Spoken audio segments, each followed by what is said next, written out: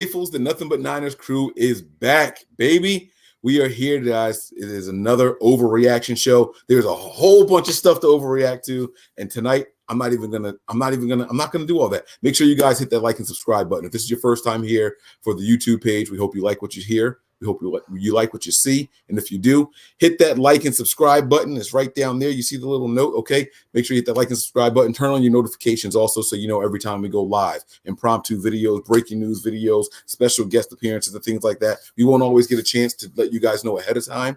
So you're going to want to make sure you have your notifications on so you know exactly when that happens. Guys, hit us up on the website. It is www.nothingbutniners.com. You see that down there also, okay? That is where you're going to find our little room, our little group right there for everything that we provide you guys. Articles, podcasts, social media pages, fan pages for you guys. If you guys are in your game day attire, you take some pictures, you send them to us, and we post them on the room for you guys, all right? So make sure you guys keep those things coming. By the way, we have an email for you guys, nbniners@nothingbutniners.com. It's spelled all the way out. We'll get a little message for that also, but you'll see that later. Don't worry. All right, guys, also, you guys got to make sure that you also give us a follow on our social media pages. You're going to see those on the website as well, okay? So check us out on Twitter. It is nothing but the number 9 ERS. All right, that's also the same for Snapchat. Nothing but 9 ERS. Hit us up on Facebook and Instagram as well. That is Nothing But Niners, spelled all the way out. No numbers in there anywhere. All words, spaces in between, and everything. Guys, got to make sure you join that community over there, especially on Facebook. 10K plus strong, and we are going hard over there every day, wishing people happy birthdays, talking about people's mamas, sending the prayers for them and everything. It is a great place to be, I promise you guys. I am 49ers Mike _NFL. You guys can see that there. Boom, right there. My man Nick is here. Nick, what's going on, baby? 49er Faithful 365 all day, every day. What's up, all baby? day, every day. What's going on, Mike? Yo, man, I'm super pumped from what I've seen tonight. So I'm going to try to bring a little bit of energy tonight, but I'm super stoked, man. Super stoked as to what I saw tonight. And I know it's only the preseason, but man, we got other guys in here, so let's get them in here. We got Anthony. What's going on, baby? What's going on, fellas? Another Niners win. That's 3-0 now. God, we might actually win more season games than preseason games. A lot to take away from. This was an amazing game. Great to see Garoppolo back. Great to see more starters playing, especially on the defensive side. So there's a lot to talk about, and I can't wait to get it going. It's Niners time, baby. Niners time. All right, man. We got Anthony up in here. We also got my man Steve. What's up, baby?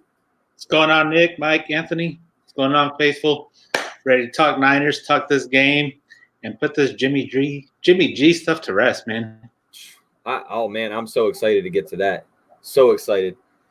Mike, man, what are your thoughts, man? Let's start us off here. I know we got Tony's going to jump in again as well, but we lost him, but he'll be back.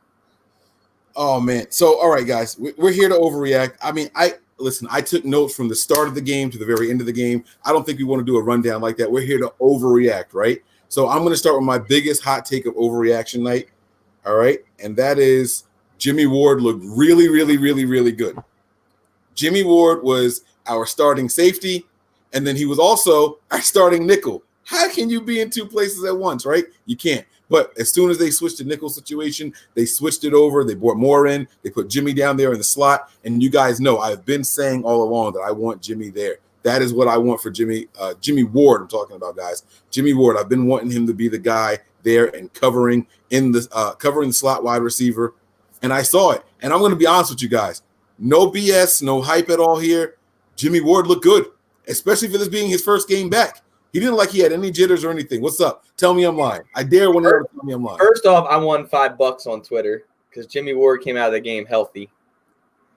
No, he's talking about real games, bro. That was this week. It was this week. He said, well, Jimmy Ward, I'll bet $5 Jimmy Ward doesn't make it out of the half this week. And I was like, I'll take that bet. He got Venmo or PayPal or Cash App, whatever. But no, look, when Jimmy Ward is healthy, he's a physical athlete, man. He really is. It's just a matter of staying healthy and how long can he stay healthy. I made a bold predicament this year, earlier in the year, and you probably saw it on Twitter, is that Jimmy Ward stays healthy for all 16 this year and balls out. So we'll see. We'll see. You lost your sound. Steve, what are your thoughts on Jimmy Ward? Yeah. Jimmy Ward looked good, man. He was, like Mike said, out there playing safety. He had a couple pass breakups, I believe, today that, I mean, he was out there. I seen him on Tyreek Hill one time, and he kind of shut him down a little bit. So he's back. Yeah, it's just staying healthy. Anthony, what's your takes on Jimmy?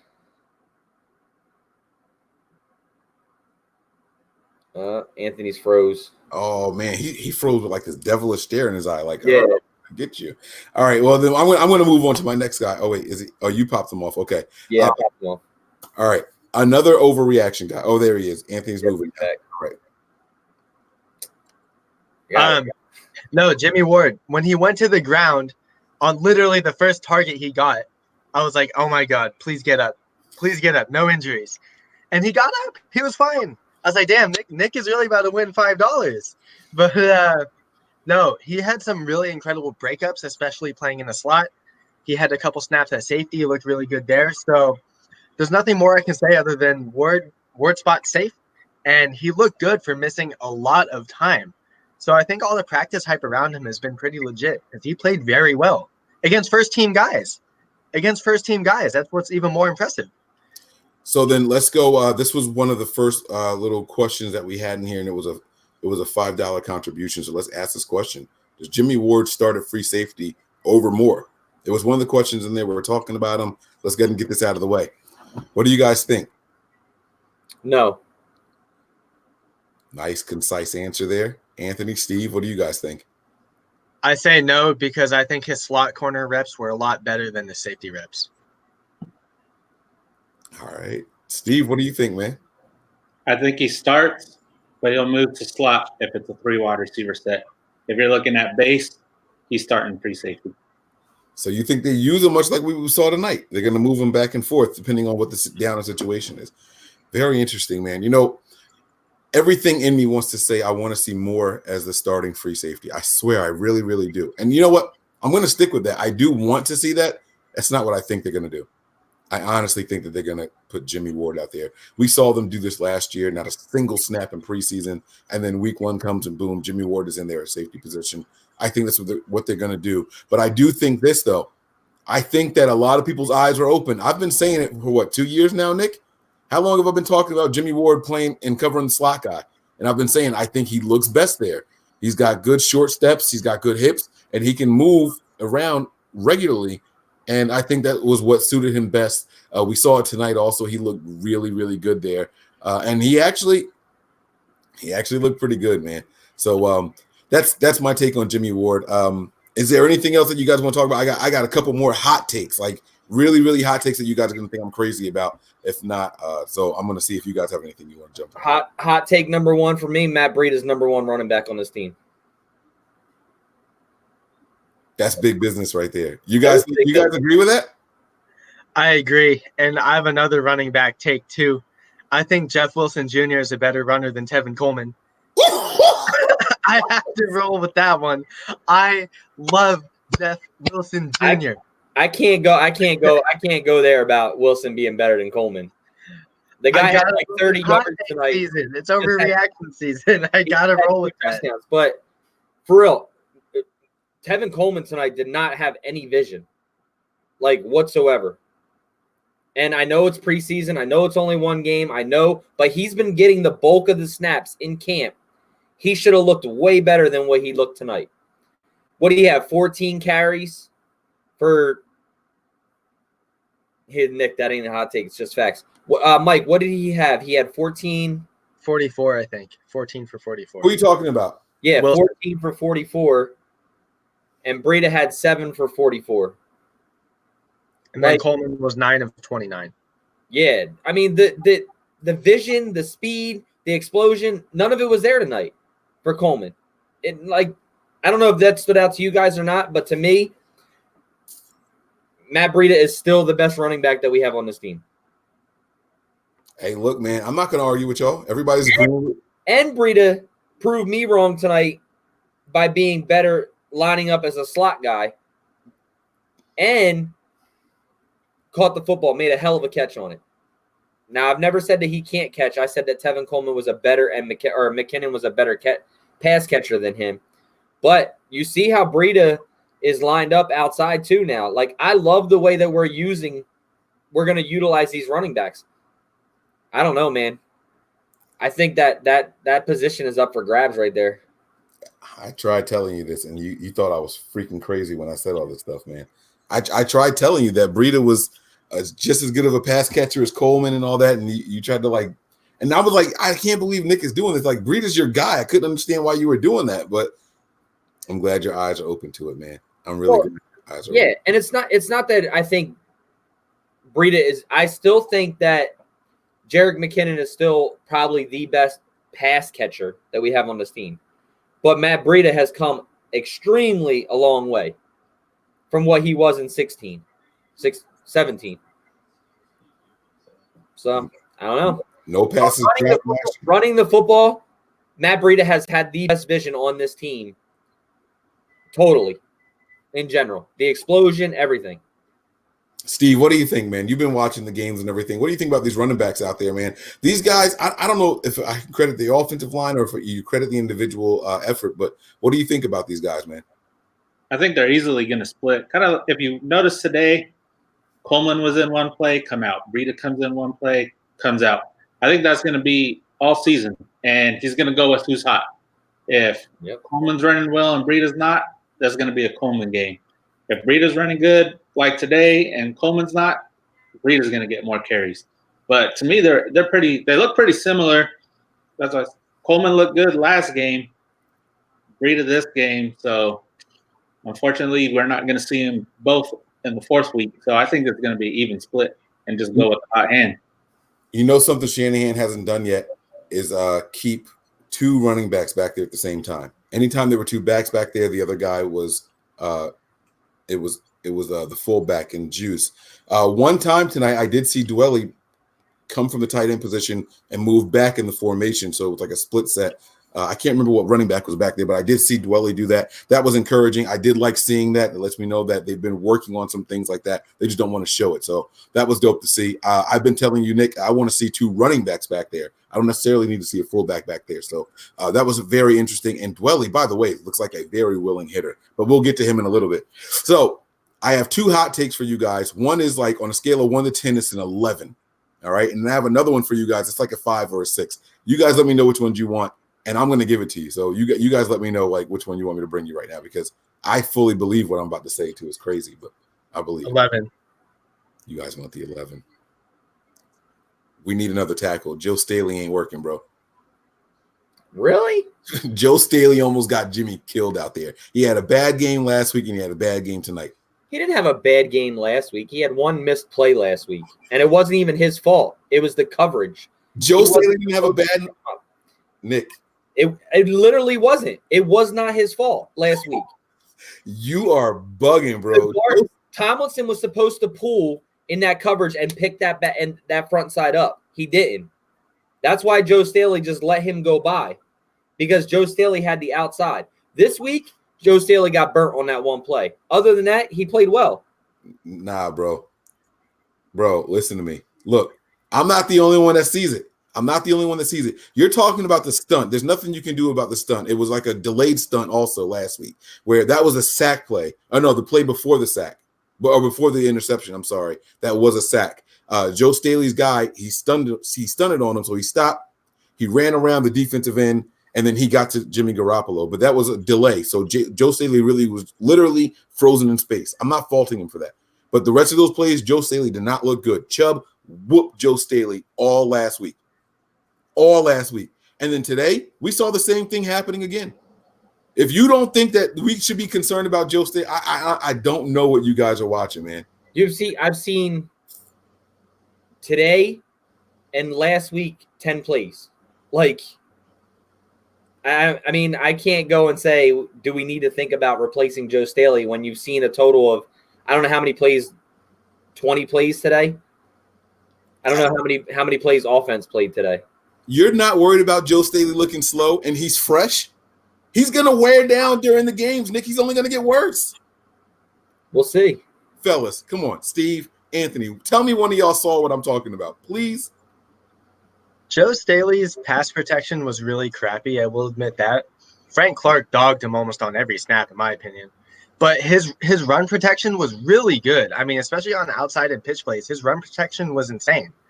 So it is concerning that he isn't matching up against top talent like he used to, because it has been 2 weeks in a row now.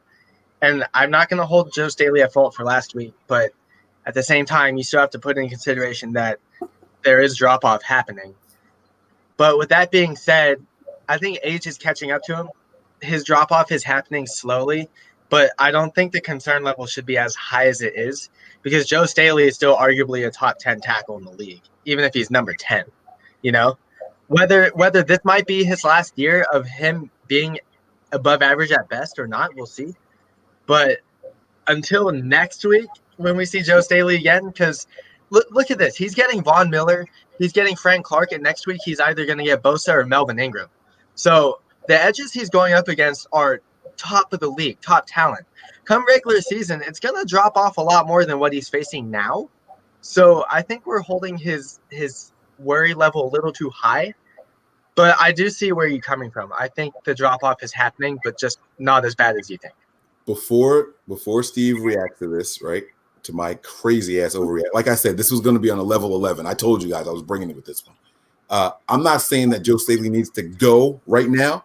I think the Niners absolutely have to draft another tackle, probably in the first round going into next year. I think Joe Staley can get his little groove back. I think he can be serviceable, but this will not be sustainable for 2 years. It's not.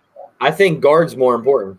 Nah, Staley. Right No. Right now is more important. I guard agree. is way more important right now. You're talking about right now, and I'm talking about next year. But I'm saying for next year, like that's more of a I think our guard position is terrible. Terrible. Yeah. I think we'll be fine, but I'll come back to that. I promise you, I'll come back to that. I want to get Steve's reaction to Staley first, though. Let me know if you're with me or not, Steve. Do you think that we should be concerned about Joe Staley? Yeah, I was with you. I seen that and said, man, this is 2 weeks in a row for Staley. I don't know if it's, just the preseason rust or, got to get back in the swing of things. But he looked off. He missed that stunt last week. I think it was on Staley. He's a vet. He knows when that stunt's coming. If you look on that play last week, he blocks no one and stands there. Doesn't turn back in. There's no one there for him to block. He was standing there the whole time. Today, the speed from Clark just went right past him, man. So but if I'm saying something right now, this is the last year Joe Staley is a left tackle. And you can move Staley back on the right side. McGlinchey goes to the left side. I'm the mic on that one. Oh, my. Let's go. That's what I'm talking about. I didn't even think like that. I'm just talking about moving on. My man's gonna switch him from the right to the from the left to the right. Yeah, Nick, look for him. Look for the people siding with you. There's mad people siding, and you're just throwing all the ones up that are siding with you. I'll be honest with you. I'm like halfway through the chat. I was just scrolling down one by one. I'm like, this guy's just straight picking all facts. Find him. No, go ahead and find him. So listen, guys, like I said, it's not that I hate Staley or anything. You guys know I love Joe Staley. He's one of the only active players whose jersey I have right now. I'm not trying to say Joe Staley is trash. I'm not saying that Joe Staley is going to be I'm not saying Joe Staley is going to cost us any games, okay? He can handle speed guys. I mean, he can handle power guys. These speed guys are getting around him, and they are killing him right now. And yes, this is the overreaction show. This is what we're here to do. I am going to overreact right now, man. Joe Staley was not good against these pass rushers, man. On passing situations, my man did not look good so far in preseason. And we know we're not going to see him anymore. When we go into this fourth game, we're not going to see Joe Staley. We're not going to see him right now. So now I don't know about that because Kyle hinted that Jimmy Garoppolo might play next week. If Jimmy Garoppolo's out there, you're going to see Joe Staley. Mm-hmm. Yeah. He said, I thought Jimmy did well this week. We'll see how he does next week. If Garoppolo goes out there, he's not going out there with the backup offensive line. I'm sorry. He might as well not play if the backups are going to be out there. That's no way. Yeah. I mean, all right, let me. Okay. Let's play some devil's advocate here. How do we get this off the screen? Where is it at? Let's get this off the screen real quick. Okay.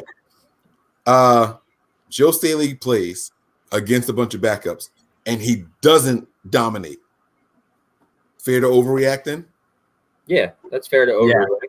You went up against Bradley Chubb and whatchamacallit this week, who are two. Who is whatchamacallit? I forget his name. Frank Clark. Yeah, Frank Clark, which are two fast edge rushing guys. Like I said, I can't give the one play last week. I can't give him that on the stunt. I can't hold that against Joe Staley because even Kyle Shanahan said in the presser that Tomlinson missed the coverage when Jimmy Garoppolo changed the play at the line of scrimmage, and Tomlinson didn't hear it and didn't come over and block. That was his guy. He blocked no one. Who? No one in front of him. Staley. No, he blocked, and then he went to go block and then bounced out to his assignment. But that's his assignment. Okay, let me ask you a question. You're an offensive lineman, and you're not covering anybody. What are you supposed to do? But look. I just want you to answer that question, though. But he could. There was no way he was turning. You didn't answer the question because there's no way. You're asking me if there's nobody in front of him, how's he going to block the other guy? No, that's not. He needs to go back and block that guy. That's not what I asked you at all. I said if you're blocking air, what are you supposed to do? Pick somebody up. Okay, then he didn't even turn to look for anybody, bro. He did too. He turned to the left. He's the left tackle. Why he turning left? To protect the outside edge. What, you gonna block a wide receiver, bro? Oh my God! All right, I'll show it to you again, Mike. I think you need to watch the play again. I think both of you need to watch it again. Nick, come on, man. You're a left tackle in the NFL. You ain't looking to your left, bro. There's nobody outside of you over there right now. There was nobody outside of Joe Staley on that play. Yes, there was. It was a stunt. Mike, he did look to his left. To the outside. He did look to his left on that play. I know he looked to his left, and that's my problem. He was already on the left. He's the end of the line. He was looking to his left because the guy was already past him. Yes. That was the problem. No, the guy was already past him. That's why he looked to the left. We're talking about the stunt play. We're talking about when his guy was in front of him and then went around to the guard. No, I'm not. I'm talking about the one where he went straight across. Right through and came through the front of his face. I swear to God, you just said you were talking about the stunt play. Yes, he came inside. The defensive tackle came to the outside. It was a complete stunt. That's not the way the stunt went. The stunt went from the tackle going inside. The tackle went over the guard, Nick. Mike, the tackle didn't go over the guard. The tackle swung outside. The defensive end went inside and came across Joe Staley's face. Bet money. The tackle came this way. How can the tackle go across Joe Staley's face when he's all Nick? Bradley Chubb went across Joe Staley's face. Bradley Chubb is an end. He's an end. Yes. So he went inside and the defensive tackle swung to the outside. That is a stunt. No, the defensive tackle stayed in his spot over the guard. He held the guard and Staley still, and then Chubb went around the guard. That's what happened. Nobody crossed back over to Staley. A stunt doesn't mean that they switch places. A stunt is one guy staying there and the other guy loops around them. That's what happened. Nobody crossed Staley's face. Nobody did. Otherwise, Staley would have had someone to block. The reason you're saying he stood there and looked left towards the wide receiver is because no one was in front of him. Bro, I'm going to send you this right now and watch him go right directly in front of his face. Please send it to me. I'm going to. I'm telling you that the defensive end, who was Chubb, looped around over the guard. That's what he did. No one went back towards Staley. That's how it happened, man. Listen, I like this. This is heat. This is heat right here, man. This is my point, though. This is what I'm talking about. We're sitting here trying to defend Joe Staley for blocking air. That's what we're trying to do. That's what we're trying to do right now. There's no excuse for it. Joe Staley been in the league for far too long, man. He is the veteran on this team. And I told you it was blown coverage on the offensive line. Laken Tomlinson did not pick up the call. Kyle Shanahan literally said that in his presser. He was supposed to pull and pick up that side. Right. On that play. So if Tomlinson is pulling, what direction is he pulling in, Nick? To the left. So then what was Joe Staley supposed to do? Protect the outside edge. There was nobody on. I'm going to find the play. So I think the point out of this whole thing, to kind of wrap it up for you guys, is it's not Joe Staley's fault, but at the same time, we need to understand that no matter what, Joe Staley's getting older. and his drop-off is happening. I don't think it's happening as fast as we see it. Yeah. But he's still getting older, and older tackles happen to drop off relatively quicker than most positions. And I think the expectations for Joe Staley shouldn't be held as high as some of us are used to seeing him play. Because like I said, he's a top 10 tackle. I do think that. But I'm not going to expect him to be able to hold his own against guys like Frank Clark and Bradley Chubb, and even like the guys are saying in the chat, like Myles Garrett when that comes up, Chandler Jones, and so on. So the expectations for Staley should drop off, I think, as his play drops off. But at the same time, he's still going to hold his own. He's still a good tackle. It's just we got to see how his consistency is going to be, because these past 2 weeks, I feel like he hasn't been as consistent as we're used to seeing him at. Yeah, I agree with you there. So my other overreaction for the night was that we only sustained one injury, and that one injury was to Dante Moore.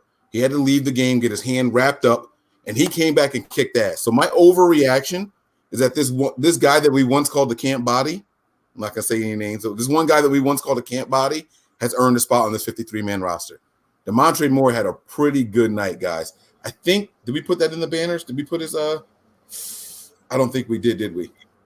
Damn, I should have put it in there. But Dante Moore had 3 tackles, 2 sacks, and 2 assisted tackles.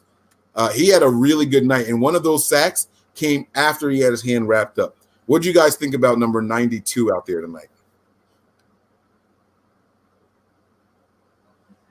Go ahead. No, go ahead. Okay. Go ahead. The article I just put out regarding guys who have it all on the line, I originally said Ronald Blair because I thought Ronald Blair was really impressive, but Dante Moore's name has been standing out all preseason, and from what we're seeing from him, I think he's more than just a preseason standout. I think he has potential. There's a reason why he got drafted in the 3rd round by the Giants, and clearly the Niners see something in him now. And look what he did with a taped-up hand. He still got a sack, and I think that was on back-to-back plays. Or if not, it was really close. Either way, the guy is showing out, and the guy is really impressive. And right now, he is arguably the best backup edge we have on the team. That's how impressive he's been playing. So I think Moore should be taken very seriously as a guy to make the 53, even over a guy like Ronald Blair. Over a guy like Ronald Blair. I like how you slid that jab in there at the end. My man Blair ain't even been in there. How you gonna kill him like that? Damn, Steve, come on, man. You think Dante Moore's earned a spot over Blair? Those are some big words, man. I don't think he's earned a spot over Blair, but over Street and Taylor, yeah. All right, now we're talking, baby. Now we're talking. 2 guys that the 49ers drafted, one a 7th round pick and one a 4th round pick. I like what Steve is talking about right here. Nick, talk to me, man. Let me know how you're feeling about this. Would you keep Dante Moore over guys like Julian Taylor or Kentavious Street? I'd keep Dante Moore over Eric Armstead right now. Wow. Okay, so you like that whole getting to the quarterback thing. No, it's God's honest truth. Eric Armstead cannot play the outside. He's way better inside, but Dante Moore plays the edge way better and plays inside better. He plays both positions better than Eric Armstead right now. He's got hustle. He hustles to the ball inside. He hustles to the quarterback inside, hustles to the play outside. Eric Armstead, if the guy comes half a distance past his arm, he just shuts down. Everything I've seen from him. This Dante Moore, I want guys that are going to hustle every single play. And Dante Moore, like Eric Armstead's like, oh yeah, this is my last year on my contract. Like that's the kind of gift I get from him. Where Dante Moore is fighting and bringing that energy level and keeps going to produce, where Eric Armstead is just like, yeah, it is what it is. I hear you, man. I like it. Hey, look, man, I think we all agree on this, though. All right. I see a stat in here. Eric Armstead was top 5 against the run last year, and that's true. But what Nick is saying is that he thinks that Dante Moore can play defensive tackle better than Eric Armstead. I don't know if I agree with that part, but I do know that he's definitely playing edge better than Eric Armstead. And I like what Dante Moore is bringing. He's got this nastiness, this tenacity. I'm loving it, man. I'm absolutely freaking loving it, guys. So Moore, I think we all give him a thumbs up on making the 53. What do you guys think? Yeah? Yeah? 1, 2. Oh, we got a maybe? How aren't you sold, Anthony? What's up? What more does this guy have to do? Get it? What more? What more? That's my corny joke. But although I think he was impressive, I still want to see one more game out of him, and that's why we have a preseason week 4. I mean, like I said, he's looked good, but there was a reason why he got cut by the Giants as a 3rd-round pick, because I believe he was a hard ass in the locker room. And then he played in the AAF or whatever that was for a little while, looked good, and now he's here. So clearly something like that is a problem for a player, albeit his talent should supersede that. But we got to see, because I feel like Shanahan and Lynch are still going to prefer their own guys, their own home bodies over another person they brought in. And I don't think they're just going to ride Moore as we can trust this guy, because I think they might just see him as a flash in the pan. Like I said, I want to see one more week out of Moore, even if it's not another sack, even if it's just a TFL or a good amount of pressure, then I'll be convinced. But for the time being, I just want one more game out of the guy, because I do like Blair a lot, and I won't hold it against Blair for not playing. But, it's one of those things where it's like, I don't want Moore to just be a guy to show up now and then not come out in the regular season like Richie James last season, who, by the way, has been extremely impressive. So you get where I'm coming from. I want to be safe with Moore, because I don't want to cut the wrong edge guy for another edge guy who isn't going to work out as well.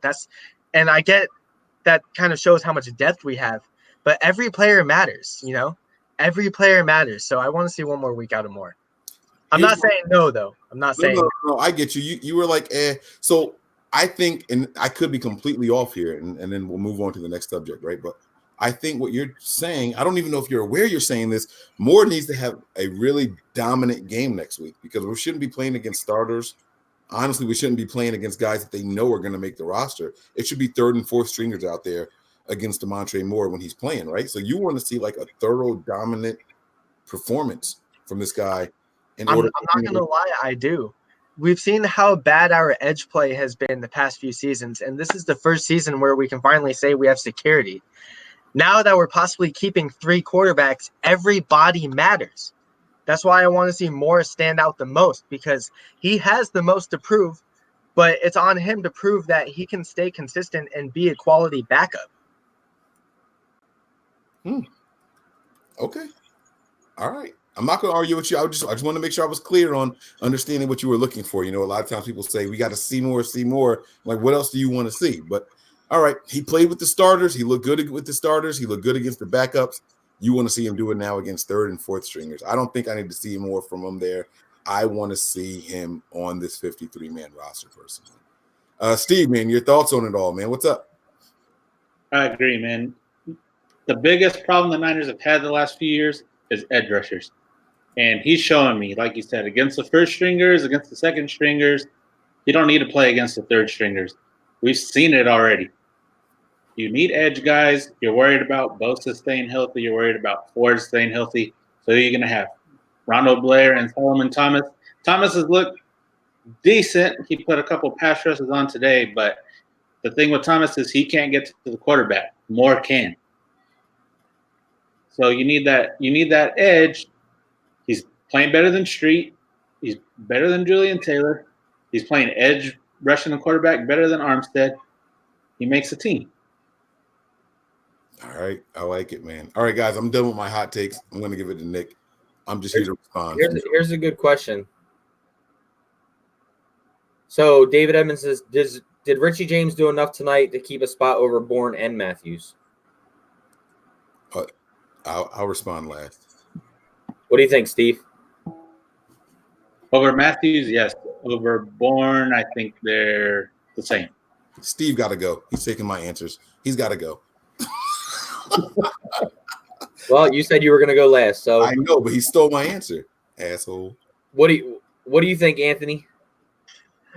Over Matthews, yes, because we're going to criticize him heavily for that missed deep ball from Mullins. No, you're going to criticize him heavily. I'm with you, bro. I'm with you, bro. Over Matthews. God. Overborn. I got to roll with Overborn because you guys had this conversation last week. James Jr. brings more to the table than Bourne, and I'm speaking on behalf of Wayne because Wayne was saying this too. James Jr.'s overall value supersedes what Bourne can bring, and I think with the receivers we have already, I like having honestly like a gadget player like Richie James who can almost do it all on the field, whether it be on offense or whether it be on special teams. His value is immense. And what did he finish tonight? 4 catches, 66 yards? It felt like he was a lot more impressive than just those numbers, especially on special teams too. The guy has immense value. He has immense value for what he can offer. And I'm sorry. I like him over Bourne. I really do. I really do. Maybe even over Taylor. Who knows? Who knows? So James Jr.'s stock, I would buy into the most after this game, though.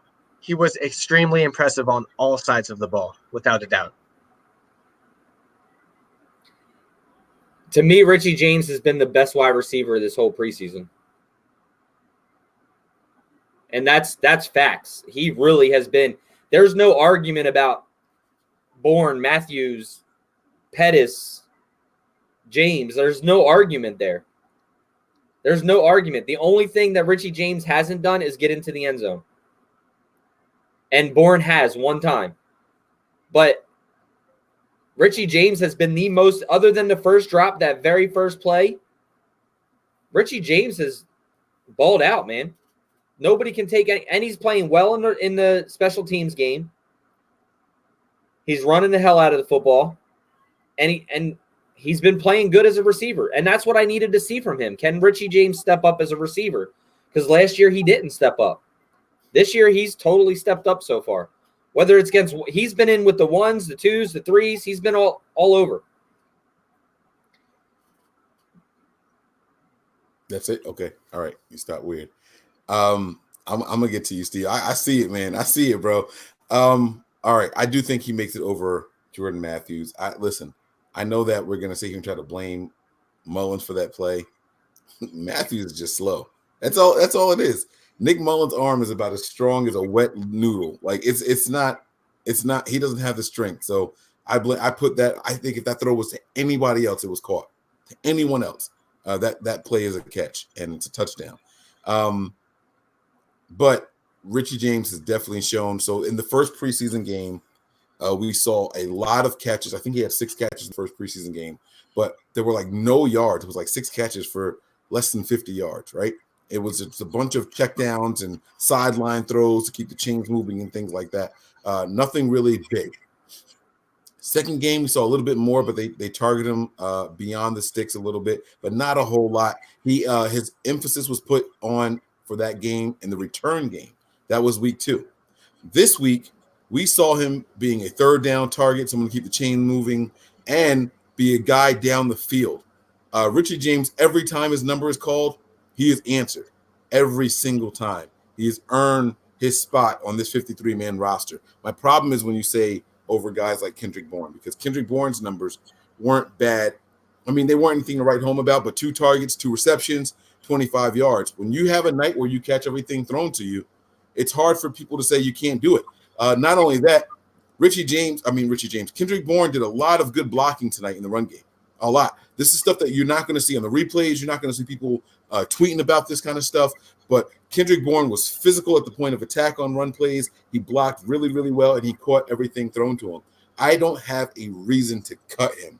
So when you tell me Richie James over somebody, that other somebody has to give me a reason to say they shouldn't be here.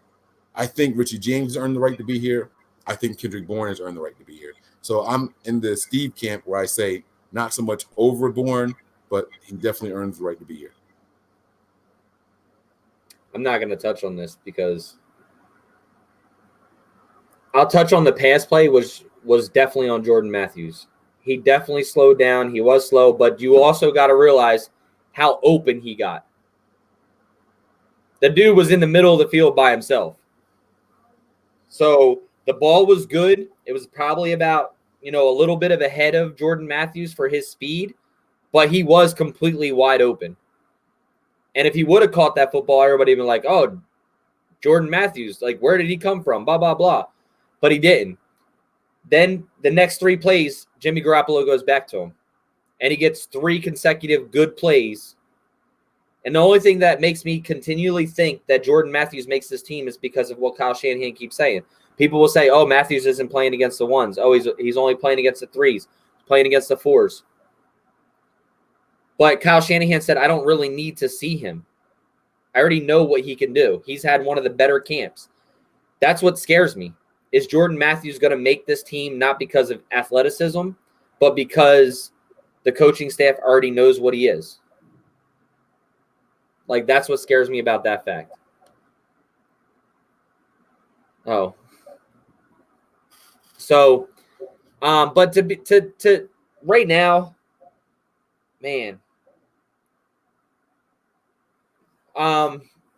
The thing that hurt Matthews tonight was his speed. Definitely his speed. Where you get that with Richie James, you get that with Kendrick Bourne. Trent Taylor, not so much. Marquise Goodwin, obviously. Deebo Samuel, obviously. So, I mean, dude, this is a really, really good question, and I really don't know the answer. But I know that Richie James deserves a chance on the squad right now. All right, let me ask you guys this question, right? 49ers are going to go to a 3 wide receiver set. It's going to be 4th and goal in a game to get to the playoffs. What 3 wide receivers do you want on the field? 4th and goal from the 5-yard line. I'm going Deebo, Jalen Hurd,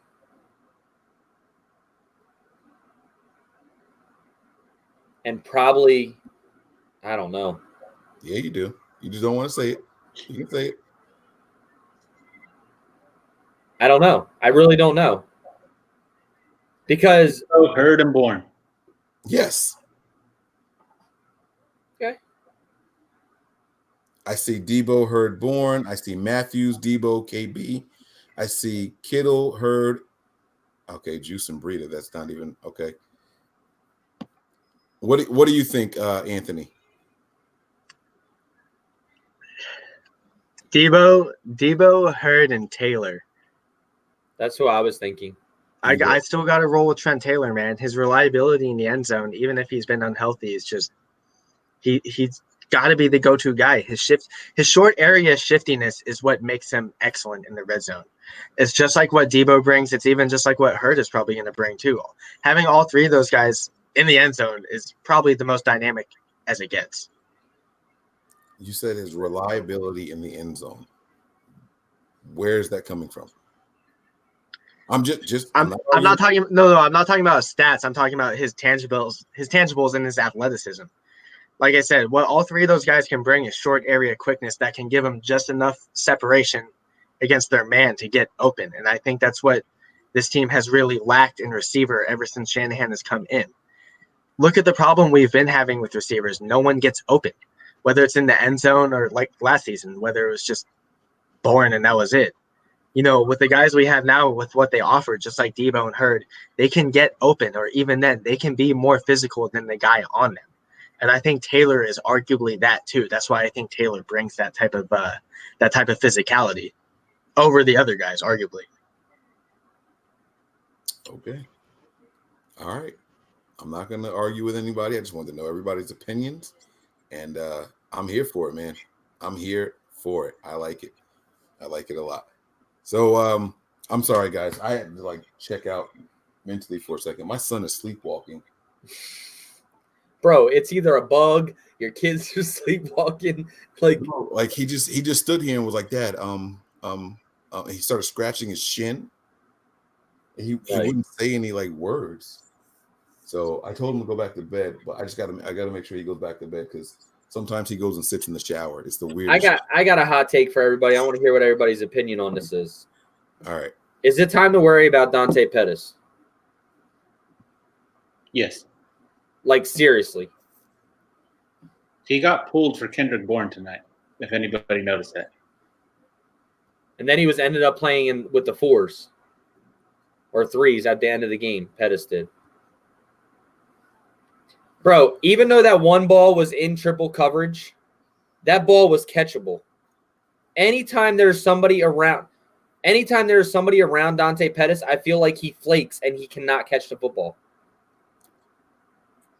He wasn't like that last year, but I am concerned about Dante.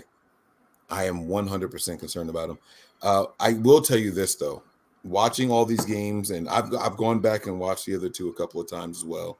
I am very comfortable in saying this. Dante Pettis' issues are all mental. It's all mental. It's and you know what was the icing on the cake for me tonight? Not even the icing. The icing was already on the cake. It was the cherry on top. It was that punt that he muffed early in the game. Nobody anywhere near him. That's exactly when you can tell that this is a mental issue for him. Something is going on in this young man's personal life. I don't know if one of his cats are sick. I don't know if it's a relationship problem or something like that. If he's worried about something like that, something is going on. I don't know, family. Something is going on in this young man's personal life where he is not focused on the game. The ability is there. We saw the ability last year against one of the most physical secondaries in the league. The ability is there, 1,000%. You don't lose that. You've been playing football your entire life. So it's not the playbook. It's not the physical ability. It's the mental. There's something going on in his head, and I just don't know what it is. I can't figure it out, but I am worried about it because until he gets whatever is going on the side fixed, this is going to continue. I do think this is going to continue. It's like there's so much pressure on him, and I still take away physicalness with him because he's never really caught footballs across the middle. He doesn't. He outside the numbers, yes, but slants, anything he goes in the middle or into any type of, and this is his entire career. Anything where somebody's either going to lay a hit on him or somebody's coming, he does not catch the football. This has been since he's been a Niner. This isn't just this year. But this year, I definitely agree with you. I think there's more. There's something, I don't know if it's the pressure of being what he needs to be. I don't know if it's the other receivers coming in and him thinking that he just doesn't have it and being worried about not making the team because these other guys are decent. There's some kind of mental thing going on. I don't know if it's outside of football or if it's inside of football, as in, us going and adding 2 wide receivers, in the draft. Like, that takes a toll on people. Like, why are they adding these? It's the same with the quarterback position and things like that. You've seen it with Navarro Bowman when we added Reuben Foster. Like, you've seen that kind of stuff. And I don't know if it's mentally because of the game, mentally because something outside of the game. But, man, I'm friggin' concerned with Dante Pettis because it seems like Kyle Shanahan is giving him every opportunity to produce, and he's just not doing it. Yeah, I completely agree. Well said. Steve, what do you think, man? No, I agree. Something looks off with him. You could see it. Like I said earlier, they pulled him out of a preseason game and put Kendrick Bourne in there. So it was Bourne and Goodwin on the outside, and Richie James was playing the slot. And they kept Pettis in, like Nick said, in the fourth quarter with the scrub guys.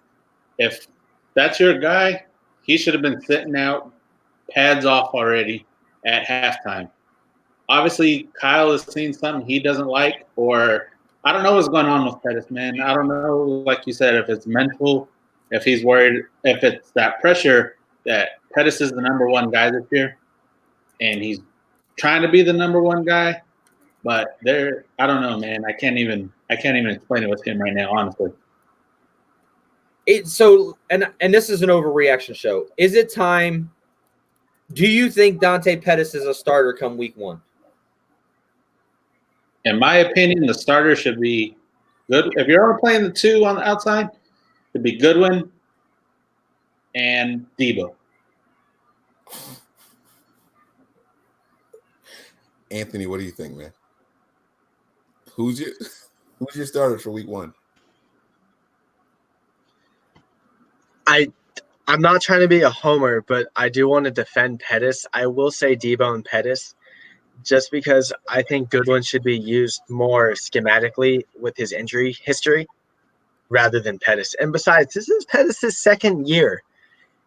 We got to cut him a little bit of slack. I know he was kind of seen as the guy before he got hurt, but the guy still has a lot of adjusting to get used to with the game. And, his mentality might be soft. Maybe he has a soft mindset than most. I'm not saying he does. But I feel like he was running with the force so Shanahan could just get him out there so he can get reacclimated with the game. I wouldn't be as concerned because, quite frankly, I know Pettis got hurt last season too, but I'd rather see him just on the field getting any sort of playing time than just not playing. I'd rather see Pettis doing something rather than doing nothing. But he can't be a rotational player for you. You want him we're talking about specifically starting. You come out in a 2-back or a fullback and running back situation. You have your tight end out there. You have your 2 wide receivers. You're telling me that Pettis is one of your wide receivers? Pettis and Debo. Honest to God, I would take Pettis and Debo. I really would. I'm not. Yeah. I don't even think – I mean, maybe athletically, Dante Pettis is probably one of the top 3 guys as a receiver on this team. Right now, like – so let me ask you this. You just said that Kyle Shanahan is trying to give him the opportunity. He's playing a lot in the preseason. Well, between Goodwin, him, and Bourne, they're the top 3 guys that have been there for the last 3 years. So whether it's 2 years, Goodwin, and then Bourne for 3 years. And to me right now, I'm not even a huge Bourne fan, and I'm liking Bourne over Pettis right now. Like, I literally am. Like, Pettis to me, we say, oh, we want to put Goodwin in, and this isn't just you in general, but we want to put Goodwin in this, self-role to where his injuries. But then we want to put a guy in who's afraid to catch the football to get injured. Goodwin's going to go up and get a contested catch. Dante Pettis isn't. Goodwin's going to fight for the football when there's traffic around. Dante Pettis isn't. It's just facts. It's just the way that the game is, the way that you're going to jump the gun on Dante Pettis in his second year in the preseason. Nick, is one season enough from Dante Pettis for you to think he's soft? Dude, it's one season in. But Goodwin can't even play a full season healthy. But soft comes with the game. Soft comes with the game. He should be making strides upwards. He's making strides backwards. It's only his second year in the preseason. It doesn't matter. It's his second year in this system. Like, he should be making strides up. Nick has a point. It's one thing for a player to stay the same, right? Staying the same and your second year is technically a step back. He's not. He's regressing, Anthony. And I think that's what Nick is trying to drive home here. He's taking a step back. That's not good. That's not good. And honestly, if Dante Pettis was a 4th or 5th round pick, I don't think we would be thinking that way. Exactly. I think that people would be saying he's taking a step back. Maybe it's time for someone else to take his spot. I'm not saying cut him, but I don't think that we will be having him slotted as a starting guy. I honestly don't. I think we're looking at draft position and all the hype and talk that Kyle Shanahan said about him in his first year. And I'm that guy. I had him as my wide receiver 1 this year. There's no shame in my game. When I put my 53-man roster together, he was my top guy. I liked what he did against Seattle, like what he did in the final 5 games of the season. He was my wide receiver 1. But looking at what I'm seeing, until he gets whatever figured out, he don't have it, man. He has to be a rotational player at best. At best, at this point. That's just the way I see it. I don't know. I mean, the guy can run insane routes, and he has that for him. He's got that wiggle. And when you get open in open space and you can catch the football, yes. But when you need to get that, when everything's pressed up on you and go into that physical statue of being able to catch a third down or, get those mandated yards, I'm not hoping that we throw to Dante Pettis right now. Right. Because, and Steve, there's a comment here on the screen, right? And they're like, Mike, that's not true. His routes are great. I'm not talking about his routes. I'm not even talking about his physical ability. I'm talking about holding on to the ball. That punt drop, that muff punt, there was no one within 8 yards all the way around him. There was an 8-yard circumference around him. No one was near him. He just flat out dropped it. There's no listen to this. When we drafted him, was he not the best punt returner in the country? Exactly. In the country, bro. He's regressed. He muffed the punt, picked it up, and still had 3 seconds to stand there and look around and decide which way to go with the ball. And still did nothing with it. That's after you made contact with it, dropped it, found it, picked it up, and you still stood there and looked around. He had all day back there. That is regression. I'm not doubting his ability physically. I'm doubting his ability to catch the ball or hold on to it. Something is off. Something's off. It's not the physical stuff. I said that already. I'm not saying that the guy can't run routes. He runs great routes. He gets separation in short space just as good as anybody else on this team. But something's wrong with this guy upstairs. It's in his head, man. He really, really has to. I don't know what it is. Someone's saying social media. I don't know what it is. But it's not, whatever it is, it's not working. He needs to see a psychiatrist or a shrink.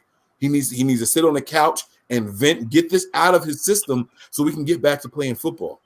Because this isn't it. This isn't it, man. So Pettis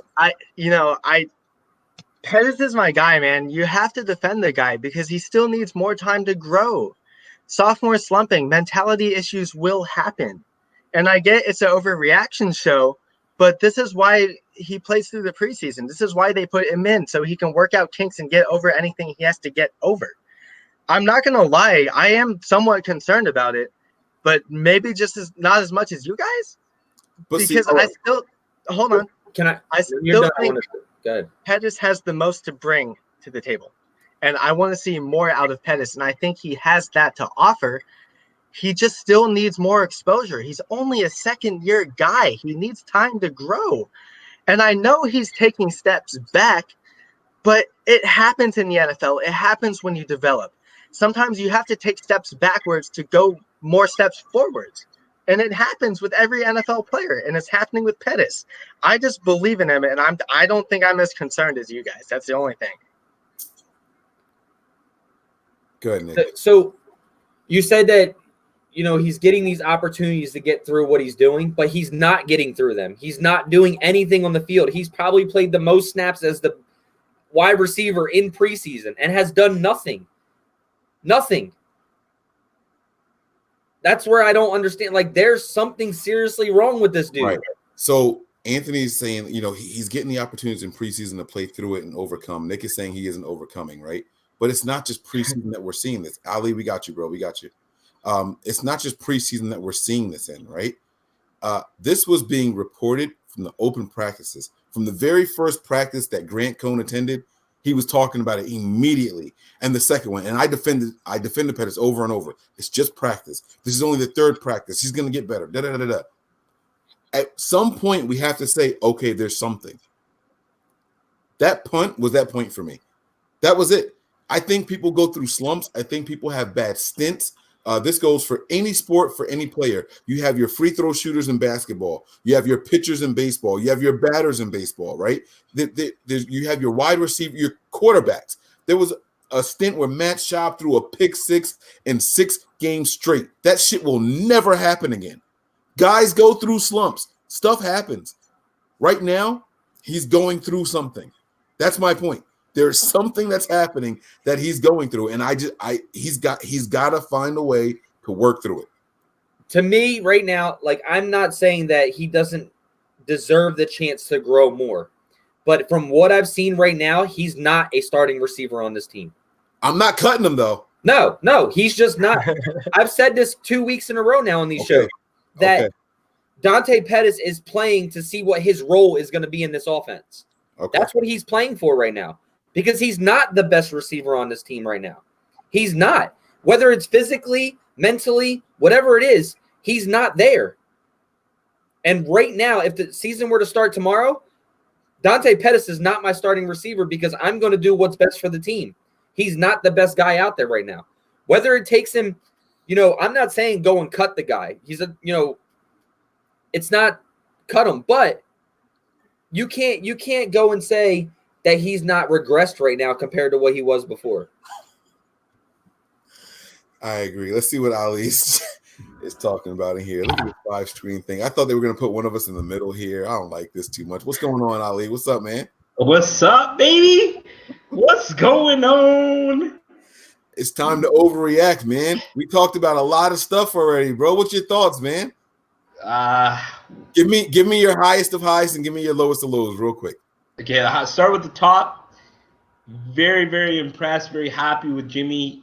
He bounced back. He's going to be all right, man. He's going to be all right. He just needs to shake off the rust. And not everybody in this Nothing But Niners 6,000 followers that we have here, 6,000 and plus, knows, except the Nothing But Niners group chat, knows I was dogging him. And I was one of Jimmy's biggest critics. And I'm like, man, he may not find it again. I was overreacting. And he's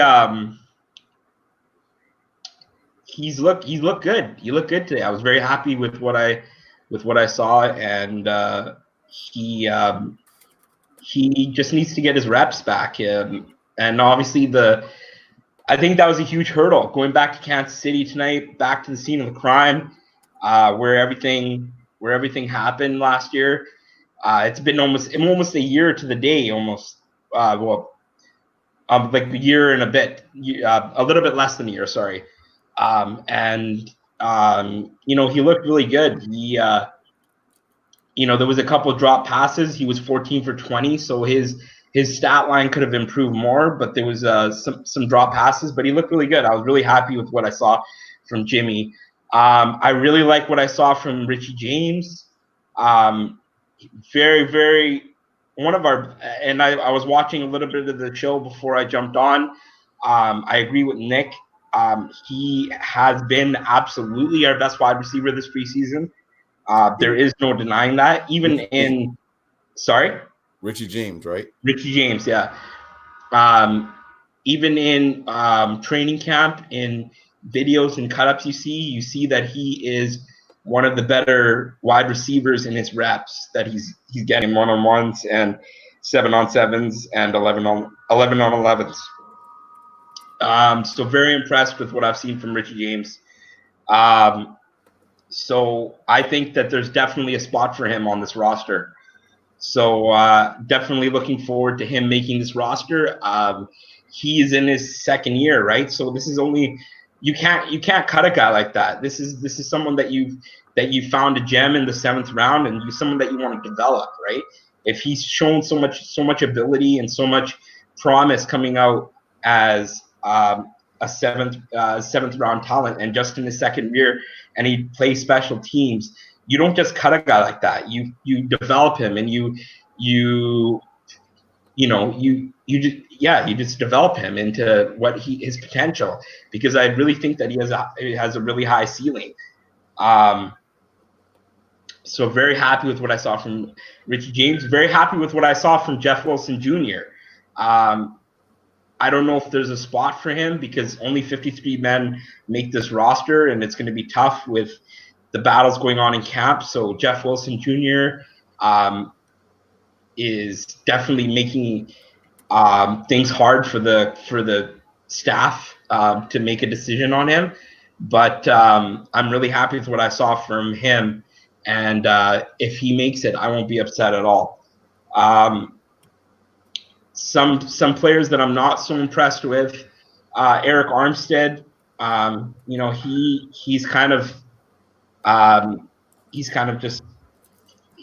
He's not really doing much for me. Like, yeah, he's getting some pressures here and there, but he's not really standing out more than some of the other guys. I'm not really high on Eric Armstead. I think that he is not really stood out in that defensive line battle. Who else?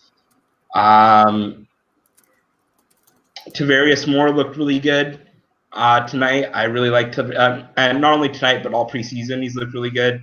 Tavarius Moore looked really good, and also Jimmy Ward looked really good tonight. And I was happy to see him bounce back from the broken collarbone.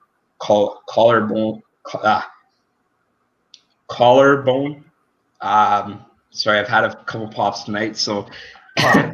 Pops, yeah. um, I said, yo, Ali, give me your highest of your high and your lowest of your low. My man doing a full game recap. Well, you're getting ahead of us, bro. We haven't got to everything there. So hold on. You're giving us a lot to talk about. All right. Now we have a comment here that we got to talk about. Nick, I just saw it up there. Go ahead and pop that up there again one more time. All right. No, not that one. It was the one from Mark Lamar. Yeah, here we go. Worried about Pettis and safety. Where's the dog in Pettis? I've been saying Pettis' issues are mental. Look at Solomon Thomas's issues are seemingly resolved. This is a really good point. This is something that I think we should focus on here. I want to get your guys' opinions. Let's go with Steve, Anthony, Ali, and then Nick here. We saw. Well, let me speak for myself really quick. Solomon Thomas looks really different this year. Solomon Thomas did a hell of a job setting and maintaining the edge all night long. From even when Patrick Mahomes in there, he was going to get outside to run. Solomon Thomas said, oh, hell no. Held the edge, forced him back up inside, and then Buckner didn't do anything, which is another overreaction I got for y'all. I haven't even got there yet. But, Solomon Thomas did a good job maintaining the edge. Solomon Thomas's issues seem to have been mental. Do you guys see a similarity in what's going on here?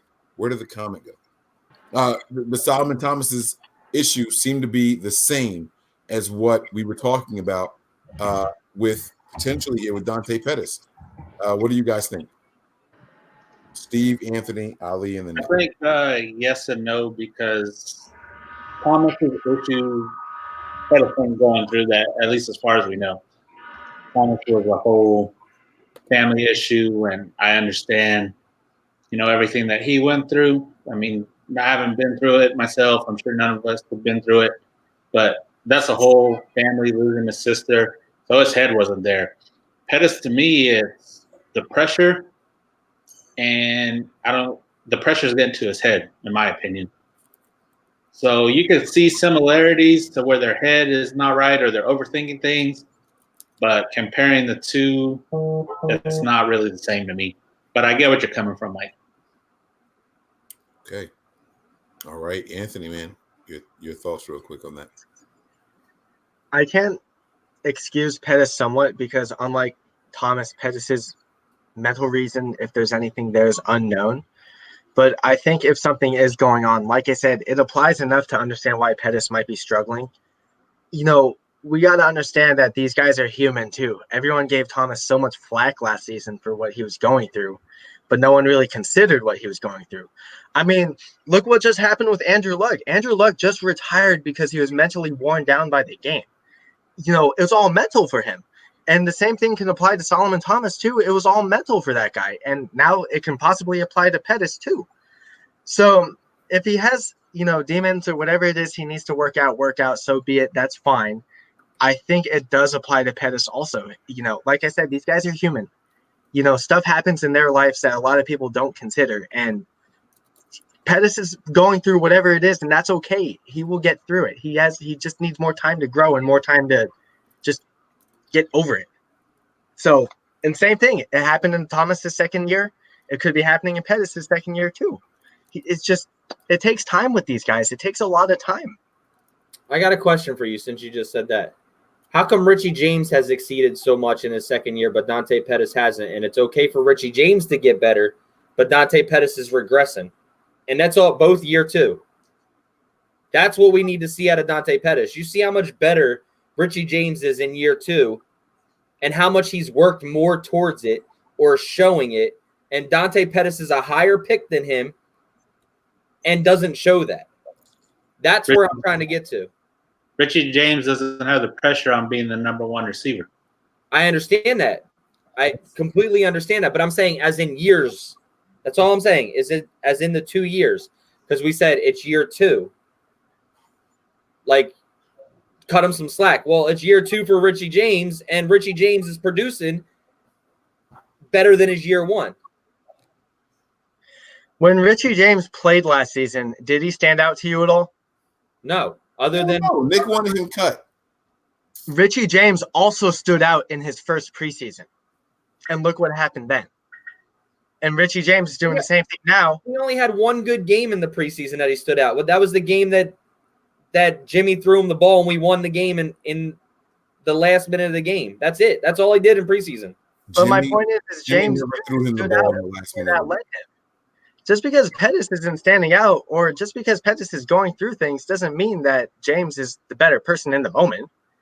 Like I said, I think Pettis still has a lot more to offer. It's just whatever he's going through, he needs to go through it. And I get that his draft status does. I'm not going to say his draft status doesn't matter, because it certainly does. But you got to understand too, James Jr. went UDFA for a reason, or 7th round, whatever it was. He was a late guy for a reason. And he needs to work harder and prove it compared to Pettis. And that's just how the NFL is, and that's just how it works. So I know that I'm proving your point, but I'm saying that because of what Pettis offers and what he can bring, that just goes to show why James Jr. needs to push a lot harder than Pettis. If that makes sense. But, okay. Because of draft status, he needs to push harder? That's just how the NFL works. That's how it is. I get what he's saying. Guys, listen, we heard Eric Crocker talk about when he was there with the Jets and the rookies and all that, and how he said that himself and a couple of other guys outplayed, oh, Jesus, what was his corner's name? Not Dillinger. Come on, guys. What was the Jets? He was like Claiborne? Was it Morris Claiborne? No, not Claiborne. I don't remember. Oh my God, we know his name. Oh my God, it was a couple years ago. It was anyway. He said that they outplayed him, but because he was a first-round pick, he got preferential treatment. You know, the coach, he was just naturally going to get more time to improve than other guys here, and I think that's what Anthony's going for. When I remember his name, I'll tell you. No, and I totally understand what Anthony's saying, as in Richie James needs to prove more because he has less of a chance of making this team compared to Dante Pettis. But that should also, it doesn't, like, no matter where you're drafted, doesn't mean you shouldn't hone in on what you're and get better year in. But this is exactly what I said about 10 minutes ago when I said if he wasn't a second-round pick, we wouldn't be saying give him more time or he should still be a starter. It's exactly what I was saying then. So that's where I'm just confused. Like I said, I don't think Dante Pettis is getting cut from this team. It's just right now I don't think he's one of the better guys on this team. As of right now. Like physically this year. Not what have you done for me late like this year. What have you done for me lately? Type of thing. No, I get you. And lately Pettis hasn't done anything. It's D. Milner. That's who it was. We've heard Croc say that D. Milner just didn't outperform the people on that roster, but because he was a first-round pick, he was given a bunch of buys and a bunch of, all right, bounce back player, hit it hard next time and da-da-da-da-da. So that's what Anthony's getting at there. All right, guys, let's keep this thing moving here. Hopefully we haven't missed anything else. All right, Nick. Yeah, that's it. I see it. Steve, good job. Sorry, buddy. I just saw your message. Nick, the floor is yours, man. Let's keep on moving here. All right, let's I want to talk about a positive real quick. What about the Hot Boys, man? Let's go. Yo, the energy these boys bring. Yo, you could hear Fred Warner loud as hell, like getting so hype when anybody made a tackle. He was right there. And then when Quan got his, like, that real good tackle, like, the energy around this team is just so infectious. Like, it really is crazy infectious. Like, from Quan Alexander to Fred Warner, I mean, the linebackers in general, this team is just so hyped. I mean, you see receiver. We talked about it last week. You see receivers and DBs on the sideline hyping people up when they get hit, or on the field, they run out, they pick them up. Like, this is, I think we literally have a team now. Like, a team. And it's not a football team. It's a family team. Like, they are, like, balling out for each other. But, dude, Quan Alexander and Fred Warner is going to be nasty. Nasty. Steve, what are your thoughts on those two? No, I agree, man. just watching them out there today, it was nice to see. They got speed all over the field. Man, I'm just excited to see them, man. Honestly, I can't wait till week 1 when they're out there the whole game. Bro, and think about this. As if Quan Alexander needs any more energy. But going into week 1 in the Tampa, Latrilla is coming back to Tampa. He is going to be like on fire, bro. He's going to be on fire. He's probably going to be our player of the game week 1. Anthony, what do you think, man? Yeah, I think we're in a linebacker conundrum. Like, do I want to see Quan Alexander and Fred Warner, or do I want to see Dre Greenlaw and Aziz Shire? Dude, all of a sudden, we have linebackers that can just ball out entirely. And keep in mind, too, Fred Warner is in, his second year?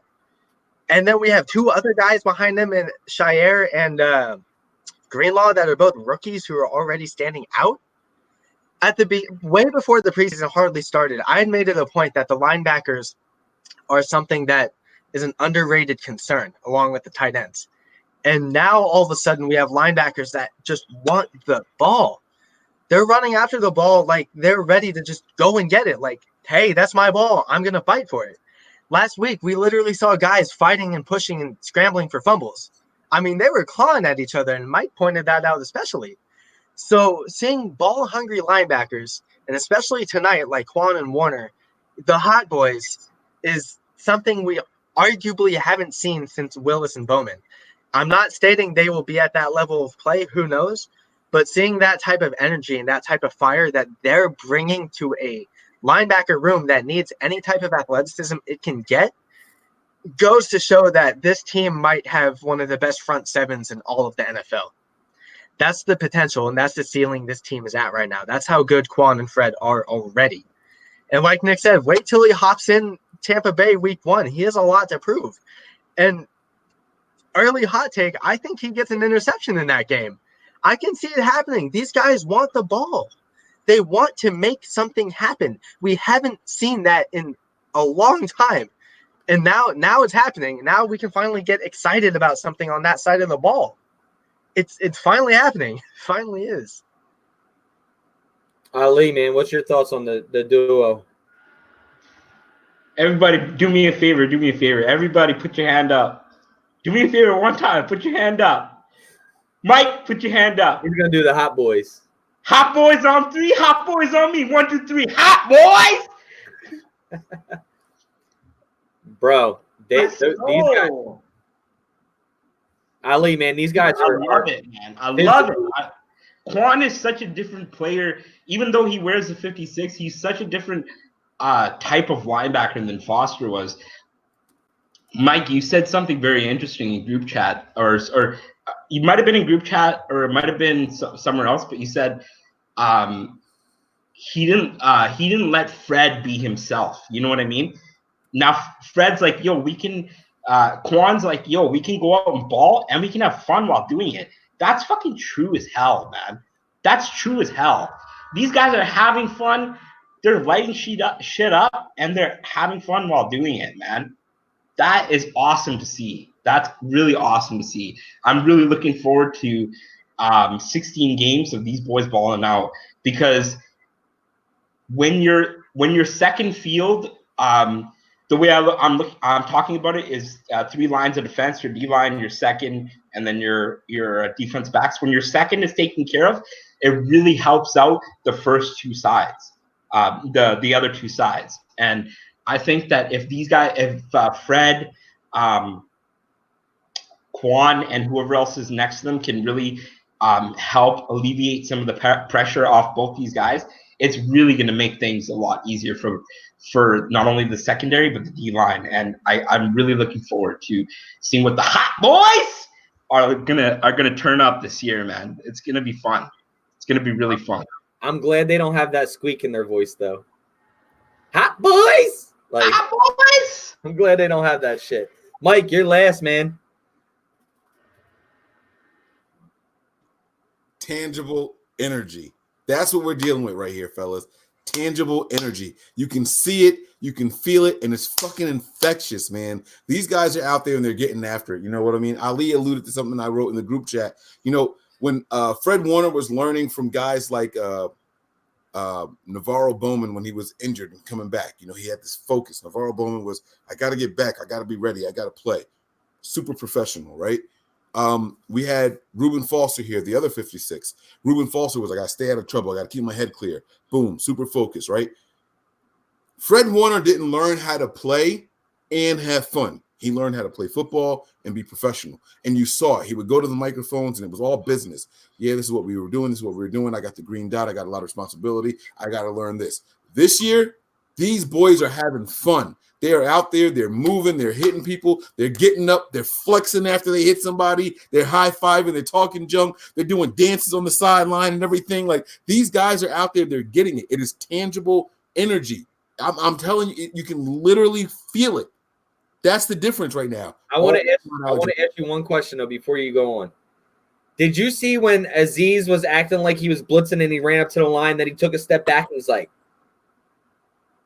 the play wasn't even snapped yet. He ran up like he was going to blitz, took 2 steps back, and then flexed on him, and then went. I was like, I thought he was saying like, I'm gonna go. I thought he was saying like it's on me, but I couldn't tell what he was doing. Bro, he literally straight flexed like this.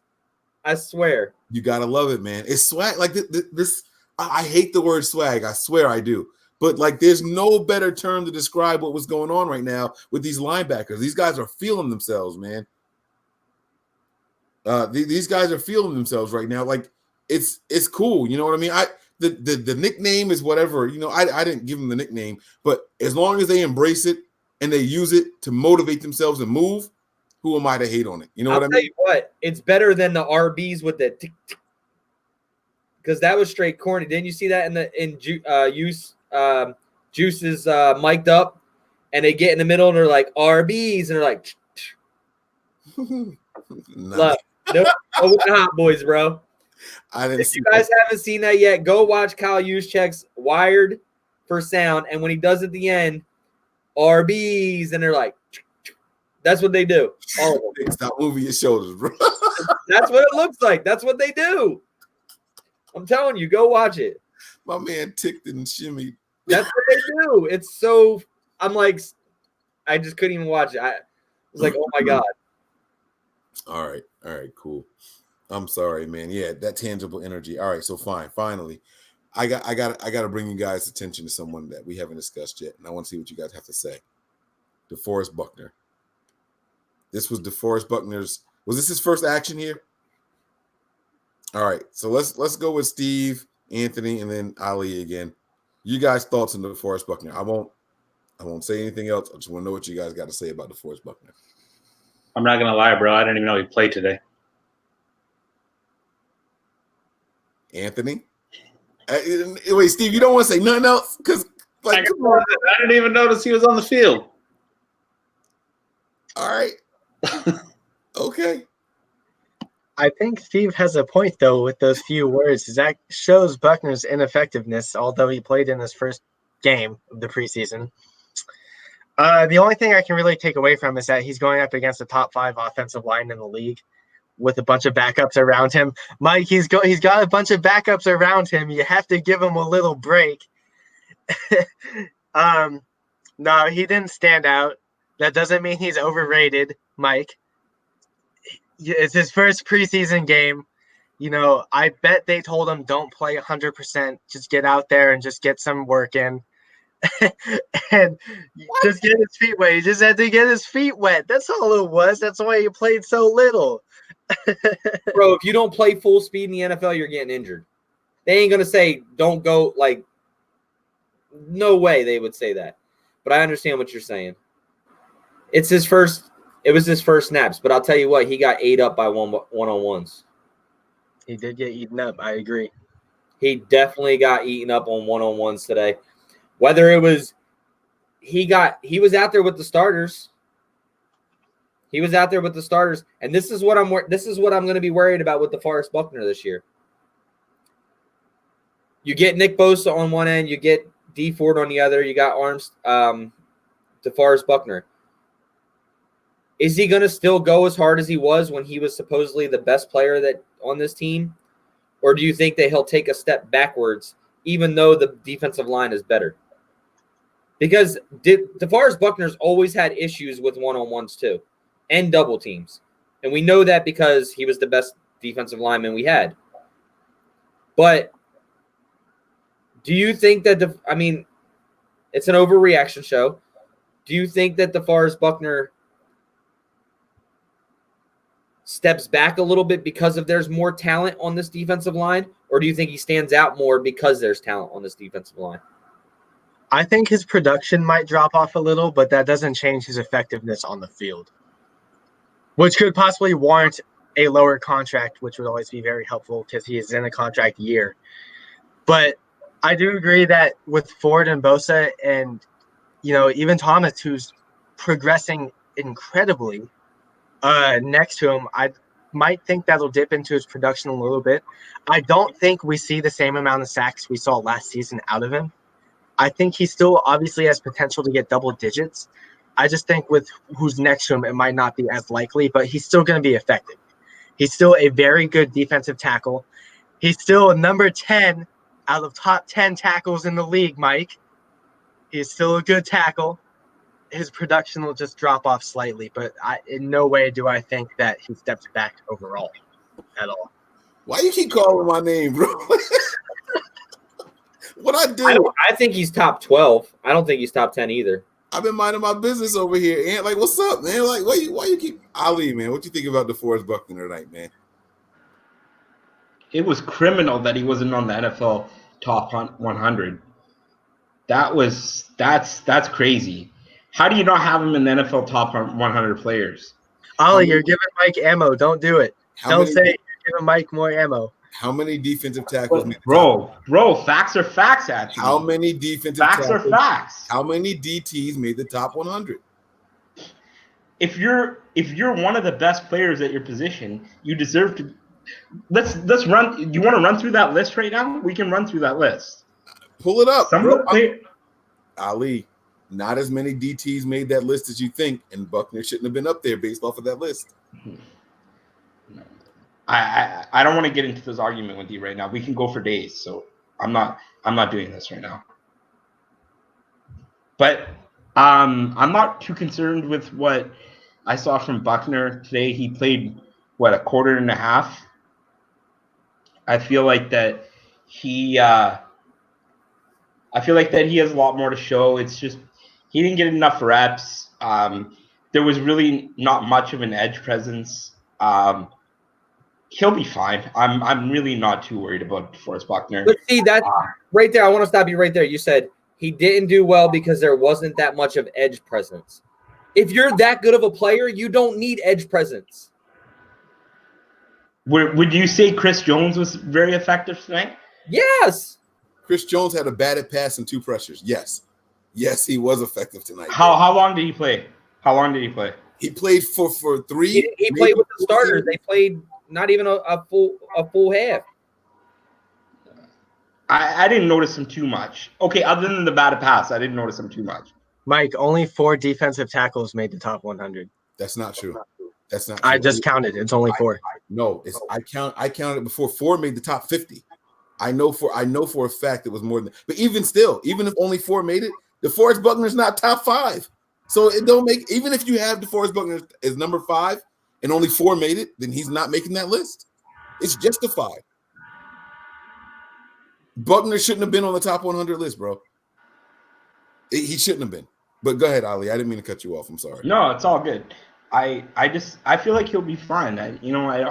This is the overreaction show for a reason. I don't think there is a reason to overreact towards DeForest Buckner. He's one of our better players.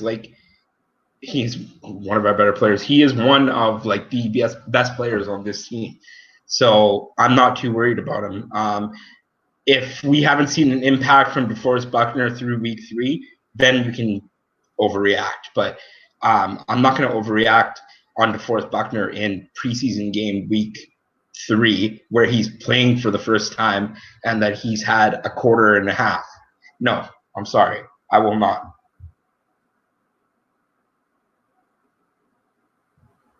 Now, I respect that.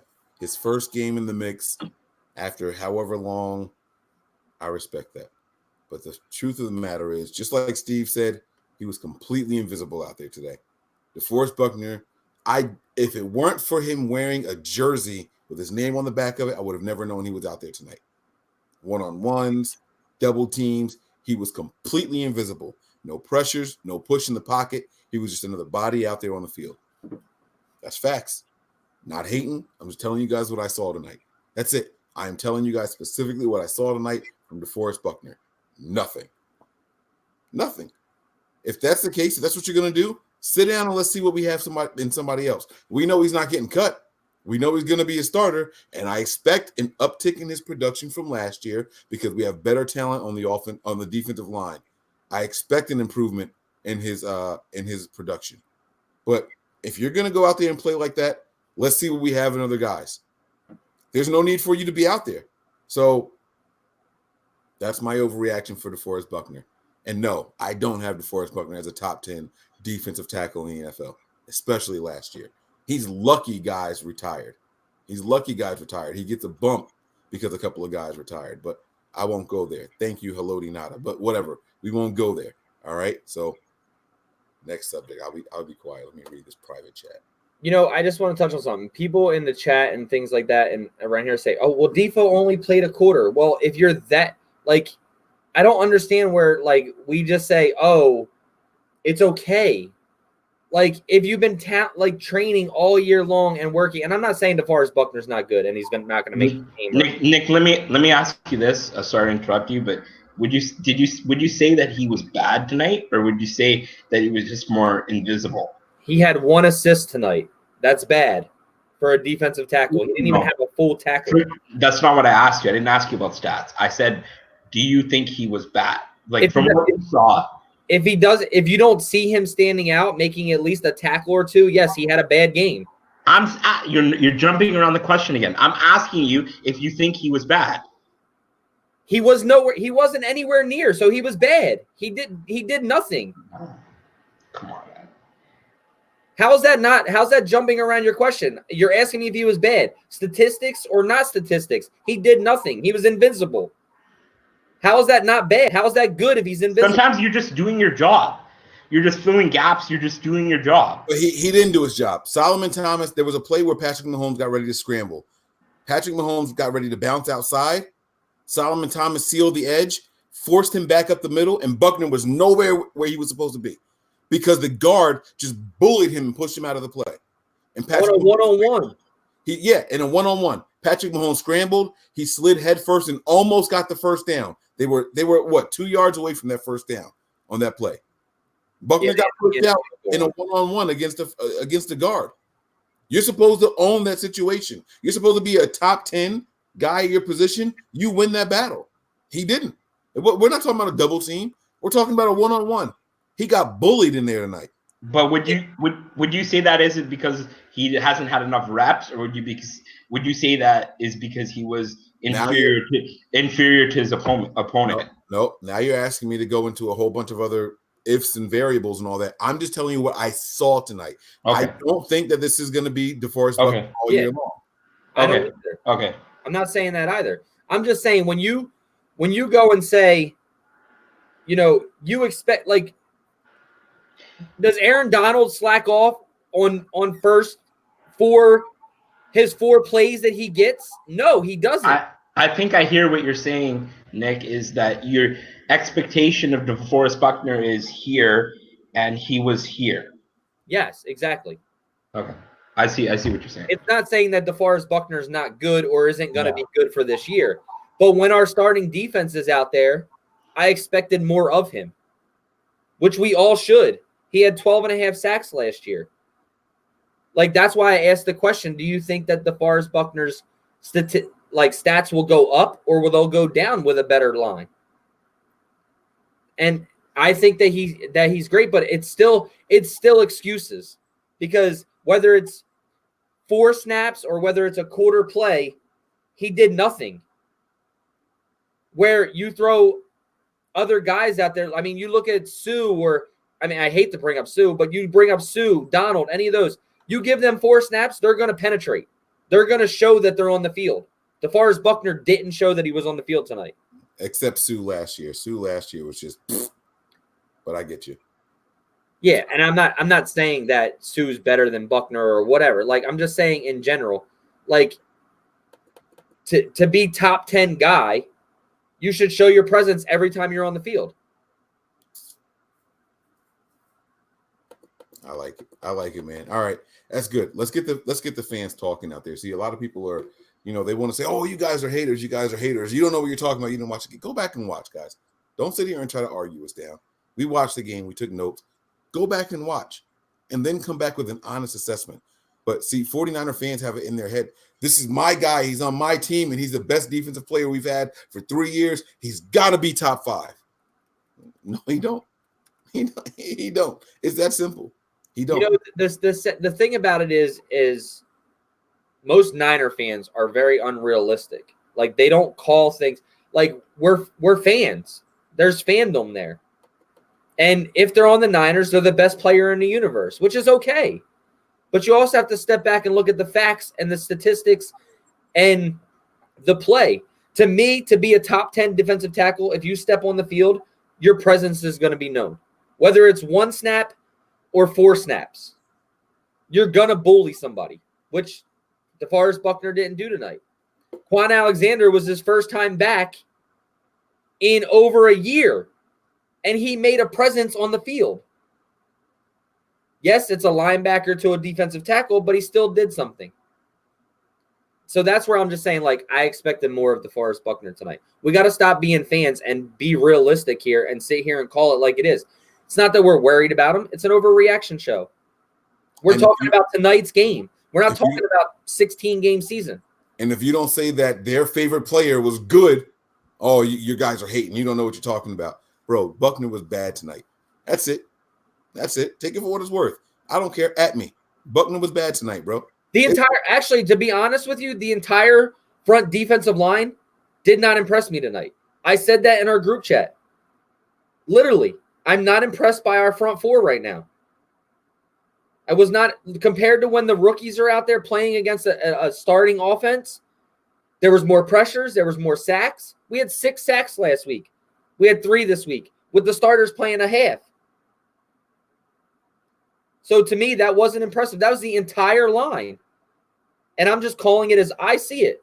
The entire front 4 tonight was not as impressive as what I've been seeing in the preseason. I want some more hot takes, fellas. Let's get off of Buckner, man. Anybody else got any hot takes? Steve, man, come on. I know you got something cooking over there. Anthony, Ali, give me a hot take, fellas. Give me something to tell my mom. Hey, mom, you ain't going to believe what they said about my favorite team tonight. Let me call my mama. Give me something to call my mama about. I think you guys are wrong on the whole defensive line is kind of we're bad tonight. The starters, or at least the starters, because you're dealing with a different kind of quarterback, and the way you pressure a Mahomes is different than way you're going to pressure a Flacco or a different kind of QB. Mahomes is so he's so like shifty and kind of stuff. I feel like the way that they had set up to pressure him was different than, and the way his mobility is, it made things look a lot worse than they were. Sorry, but maybe that's just me. Maybe I'm wrong, and you guys can disagree with me, but that's the way I kind of saw it. Yeah, that's the way I saw it.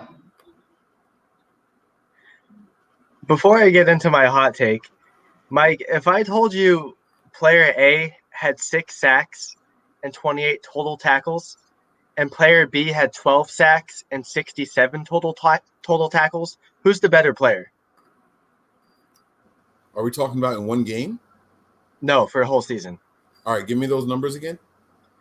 Player A has 6 sacks, 28 total tackles. Player B has 12 sacks and 67 total tackles. Which player are you taking? What was Player the snap counts there? What was the what, Nick? The snap counts. I don't care about the snap count. I want the guy that's going to make the biggest difference in the games. The guy that had the most sacks. Because sacks are changing and controlling what the offense does. You get a sack, you put them behind the chains, they have to pass now.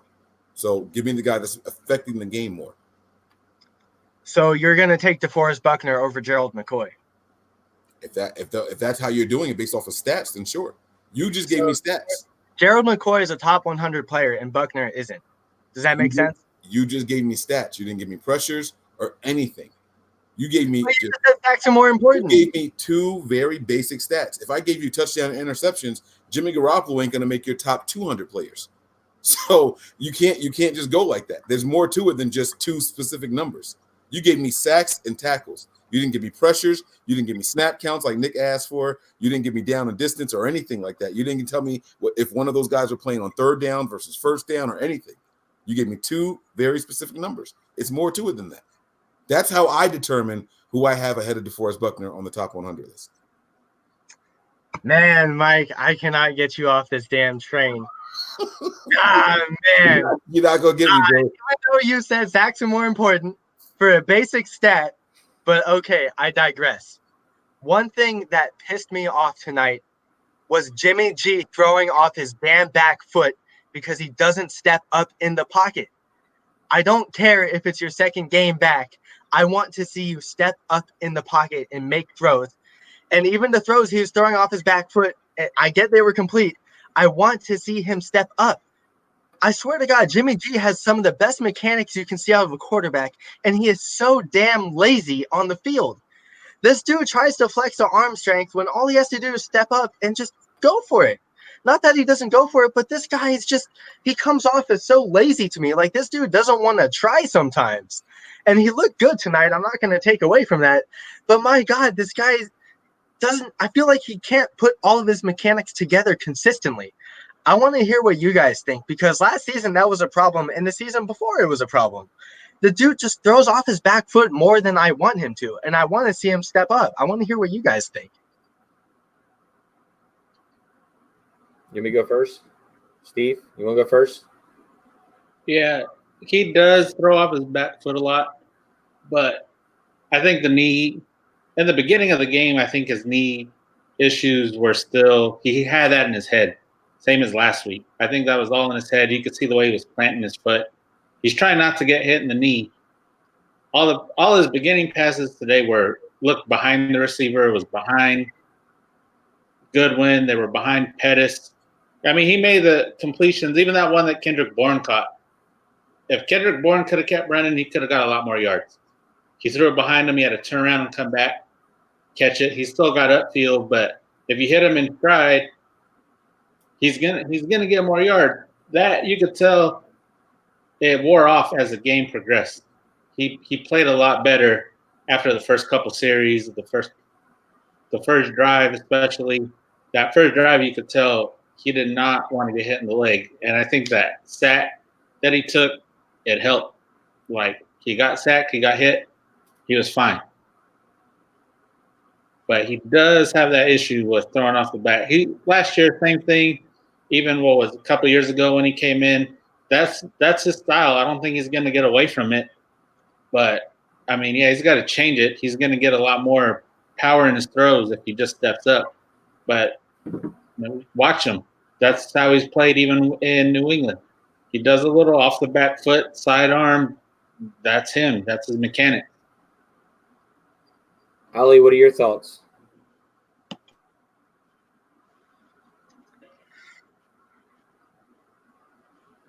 What are your thoughts, Ali? On sorry, I was preoccupied. What was the question? Jimmy Garoppolo throwing off his back foot. I'm not too worried about it, man. I'm not too worried about it at all. I was, like I said before, I was pretty impressed with what I saw from Jimmy. He did have a couple bad throws here and there, but I think that's just going to improve with reps. And that looks like that's what he needs, is just game reps.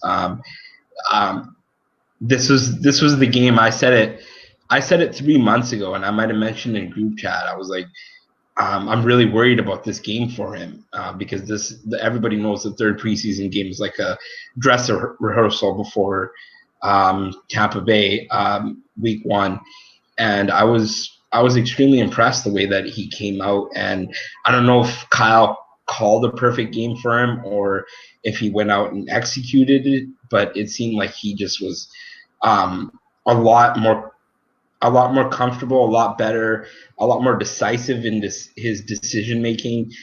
He went through his reads a lot better than what he was in Denver. As you can see today, he I don't know if you guys noticed that, but he would go through his progressions really quickly.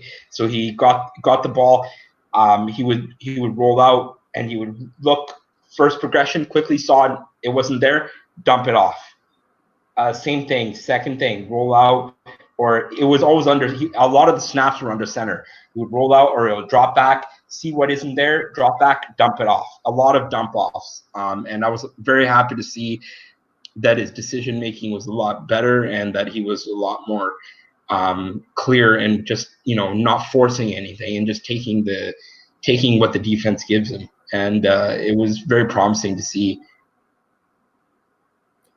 Mike, you want me to go next or you want to go next? So I agree with you, Anthony. There was a lot. And Steve, because Jimmy Garoppolo has always thrown off his back foot a lot. I did see some upgrades with him today, though, because I felt like he stepped up and threw the ball better today than I've seen him do before. But he still has that issue where anytime he feels that pressure coming from any direction, he steps back and leans back on his back foot and just throws the football. It's almost like he's bracing for a hit. The way he steps back, it's like he's bracing to be hit, and then he just throws the ball with his arm speed, the way that he throws. But I thought there were some times where he stepped up and threw tonight. That one ball to Jordan Matthews, he threw pretty good. Obviously, it was overthrown, but mechanics-wise, he threw it pretty good. The one to Matt Breida, the 30-yard touchdown, stepped up in the pocket. That was a beautiful pass. Others than that, it was like Ali was saying, a lot of rollouts. But even on those rollouts, he still threw off his back foot. He wait for the defender to come in just a little bit, and then he was just popping it over him. But I think Jimmy's going to be fine. I think that first hit, like Ali said, with that first sack was reset his mind. Was that Steve or Ali? One of you guys said it. Reset his mind, and then he just literally started playing because the first three plays, if we didn't get that penalty, we're 3 and out. Instead, he turned it into an 11-play drive, and he took that sack in there too. But I think he'll be fine. I have no worries about Jimmy. I think he has some really good mechanics. He has some mechanics that maybe it's kind of like Dante Pettis, where Dante Pettis has certain mechanics for himself. Well, and it works for him. Jimmy Garoppolo has some imperfections on him, but it works well for him too. But I think he'll get better. My man Anthony, he had such a great comment because it was such a backwards ass backhanded compliment. But it was perfect. Jimmy Garoppolo has some of the best mechanics in the world, but he's super lazy. It's perfect. He literally does. If you watch Jimmy Garoppolo on a good play, it's like, dude, that is textbook what you want your quarterback to do. Then there's other plays where he just drops back, and while he's fading back, he just flicks the ball.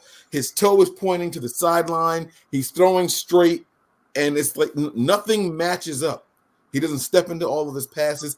He's just super inconsistent. And I think he's got I heard that he was working with – he didn't actually physically work with Tom House, but it was his agents or his trainers. He worked with the group, Tom House's group. And I was hoping that would improve what we saw from Jimmy Garoppolo. I'm seeing a lot of the same, which I'll take because he's coming off of a serious injury. I'll take some of the same of Jimmy Garoppolo and not a regression of Jimmy Garoppolo. Hopefully, as he settles in more, because we saw it, the first drive, I was like, oh, man. And like Nick alluded to here, if it weren't for that penalty on third down on that Marquise Goodwin holding play, pretty sure it was Goodwin that they held on that play. If it weren't for that play, that drive was dead. That was it. And I was like, man, that is not how you want to start. And he ended up marching down the field. Then he got a little bit more comfortable. Like, all right, I got players around me. That's what we wanted to see. That 4th and 1 wasn't good. Again, just smack down. I just watched that happen. Sorry.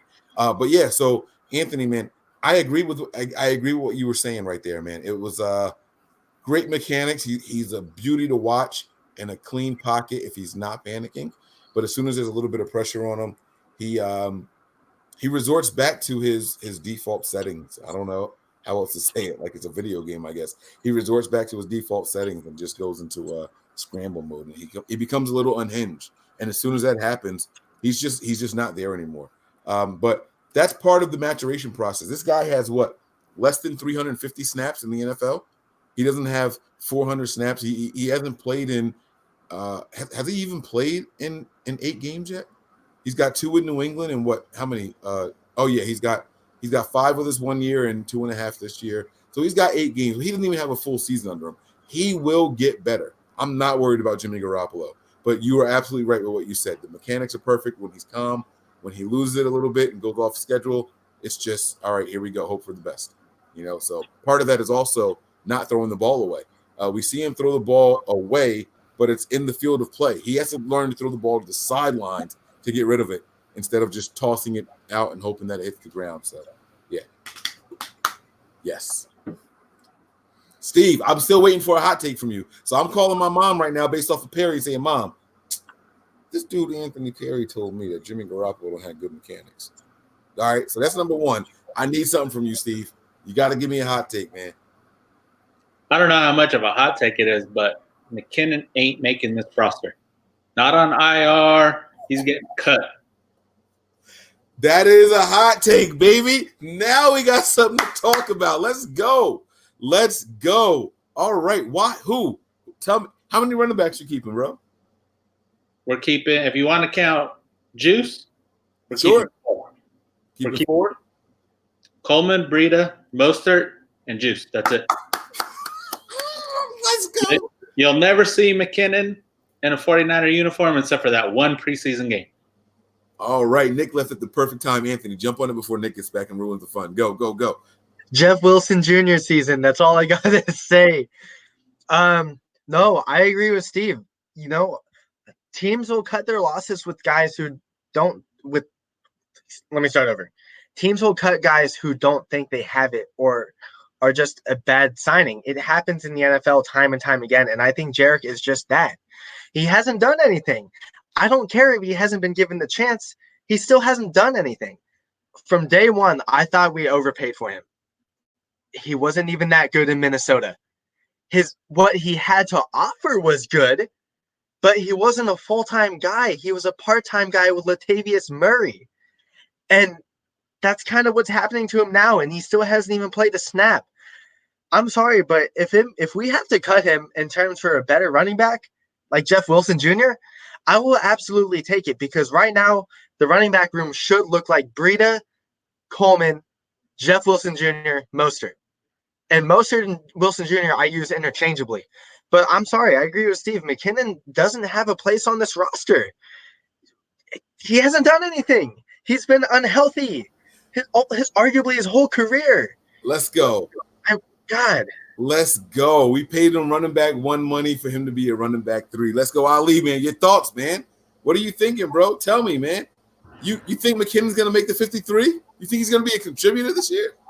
I think he'll be put on IR with designation to return. He came off of IR already. Everyone keeps saying that. He was already on IR this year. You can't go on IR. They're gonna put him again on IR. Then he can't come back. He's done for this season. He was on PUP. But he was on PUP? Yeah. They can put him on IR with designation to return. Oh, it sucks, man. It's a freaking loophole. God dang it. Look, if they put him on IR, he's got to make the 53. Otherwise, he can't come back. So you mean he shouldn't come back? You're going to cut him before the 53, and you just lose him, or you put him on IR. He's got to make the 53. Now you're taking that chance of someone you cut and picking him back up. So the thing is that we haven't seen anything from McKinnon as a 49er. So we're all basing this off of what he's done with Minnesota and what he could provide to this offense as a utility back. depending on what the doctors and how they feel about his knee, it all depends on that. If they think that he is just had a setback in his rehabilitation from his ACL, he could easily just be put on that IR with this designation to return. If they think that's something more serious and that his ACL is just not fully healed and that he might not ever be the same and can't play football like he used to, then they may release him. The crazy thing is that contract that he signed is we signed him to such a lucrative contract in free agency last year, and it's crazy how things work out, and that he has barely played a snap for us, and we're sitting here in week 3 of preseason in 2019, and we're looking at Jerrick McKinnon as most likely a cut or a IR with designation to return. So it's really interesting. Yeah, man. Look, man. My opinion on this guy is well documented. Touchdown, Kansas City. Boo. Like I said, running back 3 in Minnesota. He's not going to crack the top 2 here in San Francisco. He's just not. He's not a better carrier of the ball than Breida, and I'm not sure he's a better pass catcher than McKinnon either. So I just don't know what he's here for. I don't know what he's here for, man. His salary says he'll be here, and that's what I want to see. I want to see the kind of decision the 49ers are forced to make this year. Are you guys going to just give guys jobs because of their salary? That's what I want to know. Because if it's based off of merit, McKinnon has done nothing. Jimmy Ward, up until tonight, had done nothing. I was mad. You guys know. You guys were in the chat. When I saw Jimmy with the starters, I was mad. When I saw him playing well, I was like, oh, shit, guys. Jimmy looked like one of the best guys out there. You know what I'm saying? Like, it's different when you see these guys earn it, But just putting him out there just because, oh, he's back, he's ready to run with the ones, to me, that wasn't fair. To me, DeForest Moore earned that number 1 free safety spot this preseason. He went out there, he started from the bottom, marched his way up, he earned it. Then Jimmy Ward gets healthy, they put him in there. I felt bad for Tavares. I didn't like that. But, man, I'm telling you, I see him, he's really good. He's good. Jimmy Ward is good. I understand why they did. I knew Jimmy Ward was good, but I wanted him in the slot. We saw him in the slot. We saw him at safety. I liked it, right? But this McKinnon guy, I've never seen it. I have never, ever seen it. I've never seen it. Why is he out there, man? They just liked him. Someone got a crush on him, Shanahan, and was like, that's my guy. And now we're just supposed to run with him and think that everything is going to be okay. The dude can't take a hit. He can't stay healthy. He can't be relied on, man. And I'm not sure he can run the ball in between tackles. Never seen it happen. Never seen it happen. So I'm cool. I'm cool off of me. Nick, I know you don't like this conversation. But I don't know what the conversation is about. I stepped out when the hot take was. Jet. What about Jet? Steve said Jet ain't making the 53. Oh, come on. Come on. Steve said Jet ain't making the 53. How what running back is he better than on this roster? What's that? What running back is he better than on this roster? Right now, I couldn't tell you because I haven't seen Jet. Exactly. I have not seen Jet in a Kyle Shanahan system. So then is it fair to say that if he makes this roster, it's based off of salary? No. What else could it possibly be? Because last year, the entire offense was built around Jet McKinnon. It was literally built. Kyle Shanahan said that. It was literally built around him. They know what he is. So whether we like him, we haven't seen anything. The coaches have seen things. It's the same as going back to the Jimmy Ward topic. The coaches seen what they like. We haven't seen it. We haven't seen it in a physical NFL game as a 49er. We have not seen it. Reflect on the season for me. Who was our RB1 last year? Matt Breida. But because of injury, yes. Said in the preseason he was RB2. You don't think that Breida earned RB1? I know you do, actually. You've said it already. You've already come out and said it on the show. McKinnon never played in a single game. If he didn't get hurt, he would have been RB1 going into the season. All right, so let's take that away. We know what Breida is right now, right? We know that Breida is a 6 yard a carry guy. We know that. We know that Breida is I'm not dropping anything you throw to me. If it's catchable, I'm bringing it in. We know that he's that guy. We know that Breida can even pick up a couple of blitzes. Do you honestly think that McKinnon is better than that? In this system, I couldn't tell you. I didn't ask you if you could tell me. I said, do you think that? I think that McKinnon is better. I think McKinnon is here for a reason, and that's a Kyle Shanahan reason for this system. Nick, Mike is asking, do you think McKinnon is a better scheme fit than Breida? Can McKinnon perform better than Breida? How can I answer that question? I've never seen McKinnon in a scheme. It's not based on. It's not. But how are you telling me to compare? You're asking me to say. I'm asking you, do you think it? I'm not asking is he. I'm asking you, do you think it? That's it. Just do you think it? But that's what I'm telling you. How can I think when I haven't seen the other one play in this system? I'm going to tell you how. Obviously, Matt Breida is a better fit for this system right now because we've seen it. But I don't know what Jerrick McKinnon is in this system. So you're asking me to compare an apple to a sliced apple. No, wrong. I didn't ask you to compare anything. I asked you what you thought. I made a bet. Hear me out. I made a bet last offseason, the 49ers are a Super Bowl team. I thought it was going to take 2 years for the 49ers to be Super Bowl contenders. I didn't see it. I didn't make the bet after the Super Bowl and say, hey, the Niners went to the Super Bowl. Want to make a bet? I'm asking what you think. Okay, I think Jerrick McKinnon will be on this team and a huge part of this offense. That wasn't my question. I'm asking you, do you think he's better than Breida? I'm not talking about making the roster. That's a separate question. Do you think he's better than Breida in this system? I don't know how you can answer that because I've never seen. There's no way to think. There's no way to know, think, or even compare any of those three. There's none of them. I think that Kyle Shanahan went and got Jerrick McKinnon because he is a perfect fit for his scheme. That is what I think. And now Shanahan got his running back that he drafted in Atlanta. So you don't need which to me, I think doesn't fit in this offense. Like from what I've seen for these last 2 games. Right now, he's not the best running back on this field. But I've seen Tevin Coleman now with a starting offense in a play. So I can say that. I can say I like Matt Breida better than I like Tevin Coleman right now in this system. I can't say I think Breida is better for this system because I haven't seen Jerrick McKinnon in this system.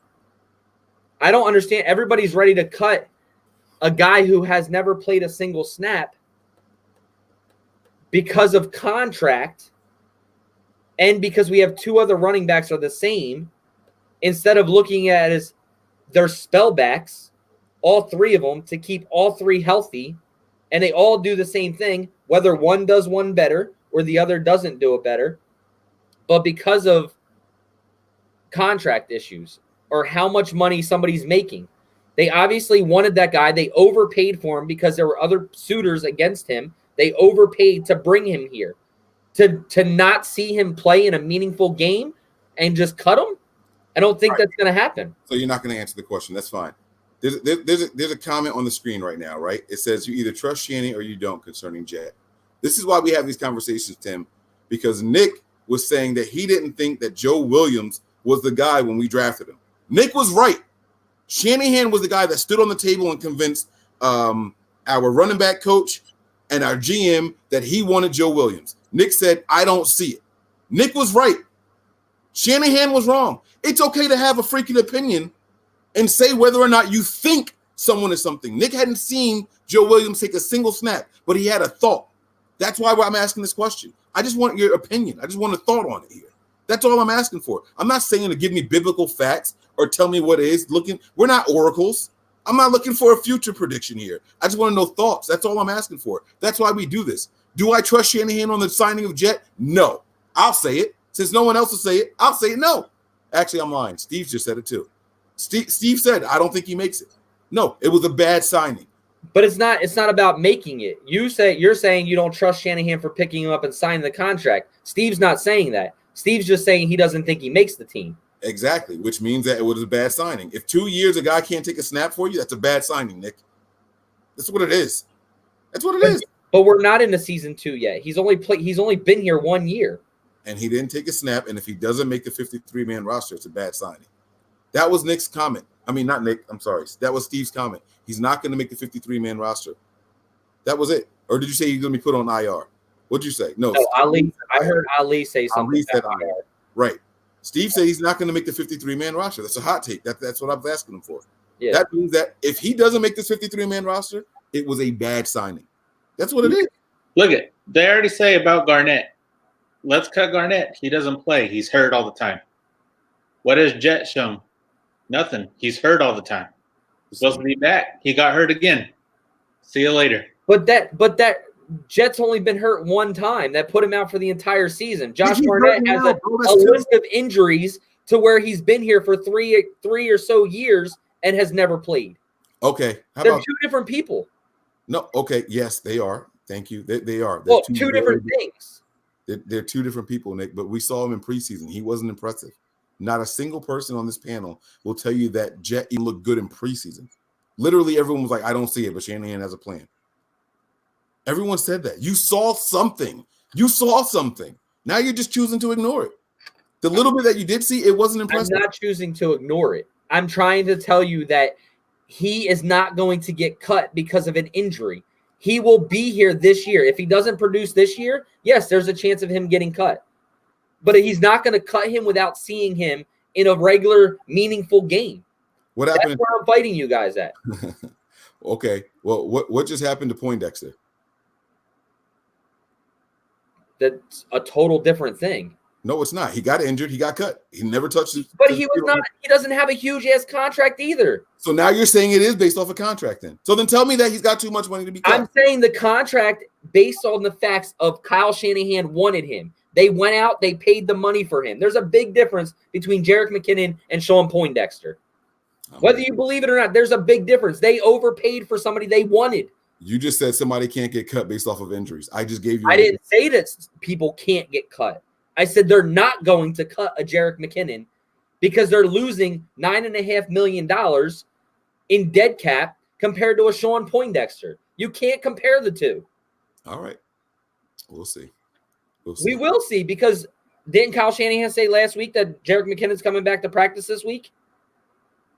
Maybe. Did he say that in the presser? I hope so, because that's the only hope you got, baby. That's not the only hope I got. Because what they'll do is just like I did my 53, they're going to put him on the IR with designation of return in week 6. Are we going to see him in the fourth preseason game? Who? McKinnon. I don't know.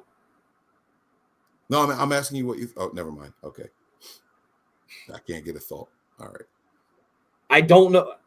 I'm asking you. I would think that you do not see him in week 4. I would think that you do not see him in week 4. Okay. All right. That's what I'm asking you. I know we don't know. None of us are the coaches. We don't know shit. We're all just fans talking here. I know that. I'm just asking I just want thoughts, man. I just want thoughts. I'm with Steve. I don't think he makes his roster, man. That's all. But to be clear here now, Nick, this isn't like I'm some oracle or anything either. He made my 53. You saw it. You saw my 53-man roster. I had him making it. It's not like I'm trying to sit here and say I'm right, you're wrong. We're just having a conversation here. I just like to go around here. That's all. Other guys are like, you see the comment? That shit is funny. I see the eyes. I'm gonna click it.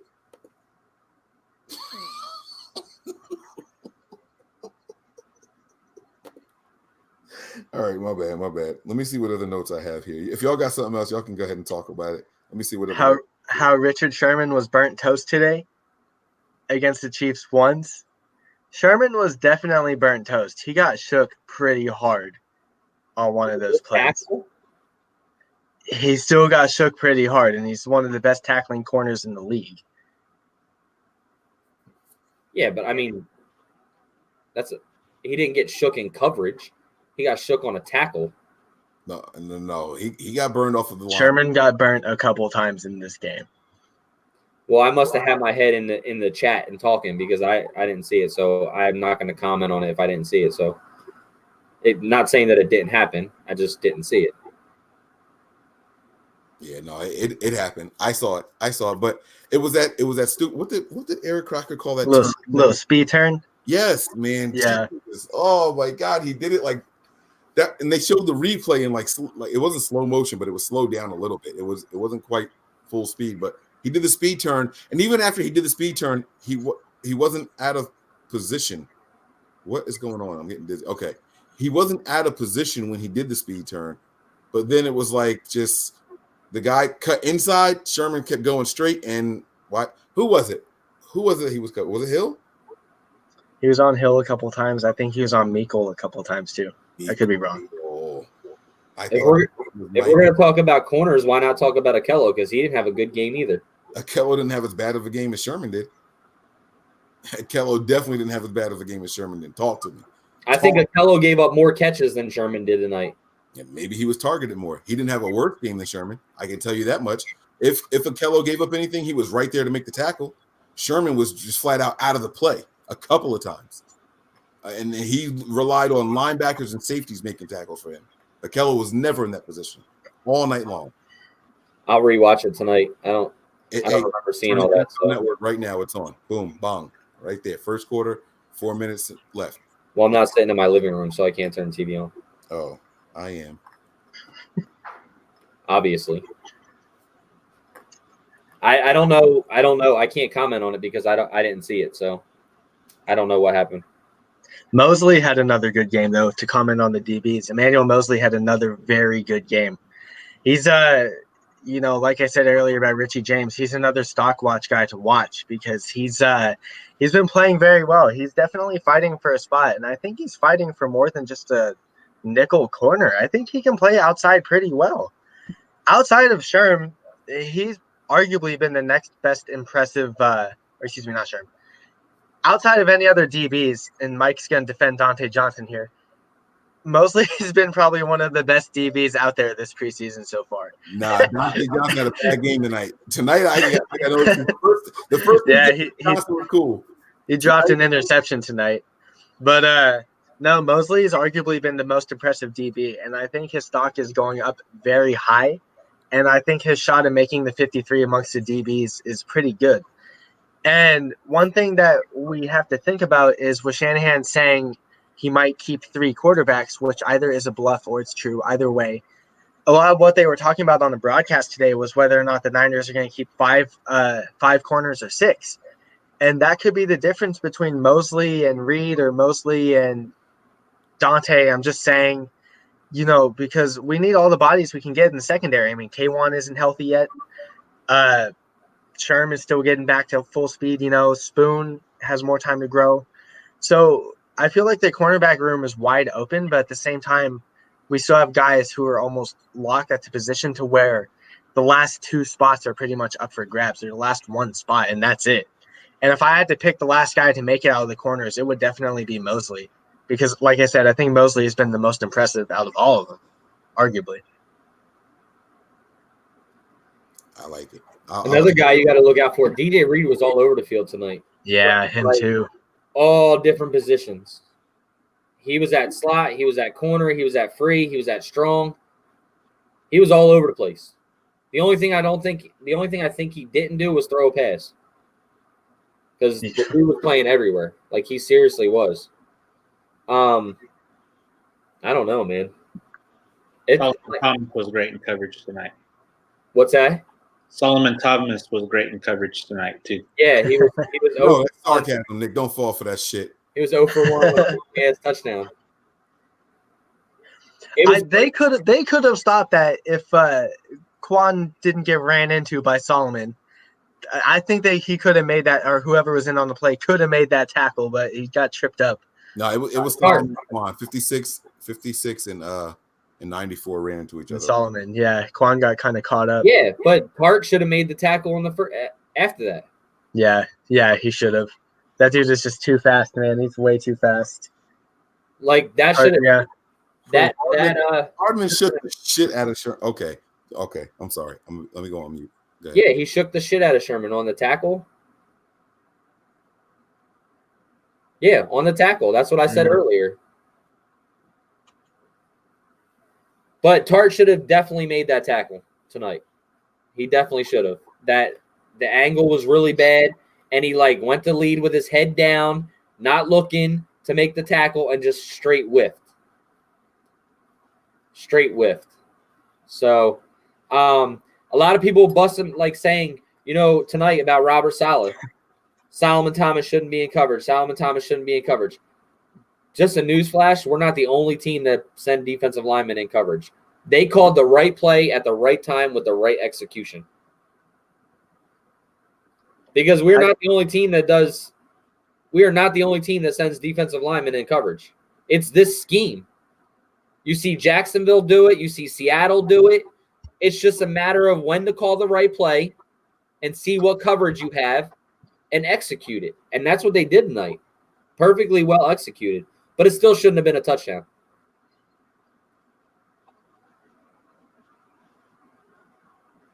Mike, you there? I'm here. What's up? Do you got any more hot takes? Or are you going to watch the game instead? No. I wasn't watching the game. I was watching the replay over here on my end about people talking about that Witherspoon was worse than Sherman. They have no idea what they were talking about.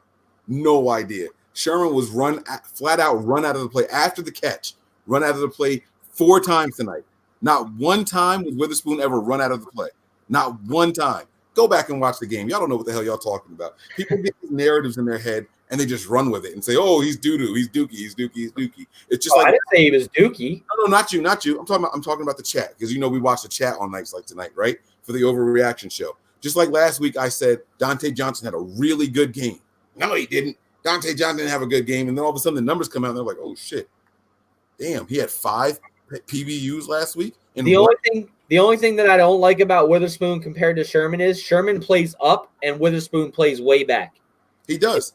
And he gave up 3 or 4 first downs because of playing coverage back. He gave up 2 first downs doing that. I just watched it. He gave up 2 first downs doing that, which is fine. But Sherman gave up more yards than what Witherspoon did. No one's going to talk about that. Sherman was literally out of the play. After his receiver caught the ball, he made a cut. Sherman's going this way. The receiver's going that way. And he's relying on everyone else to make the tackle. That didn't happen a single time to Witherspoon. Not one time. He might have given up the catch, but he's right there to make the catch.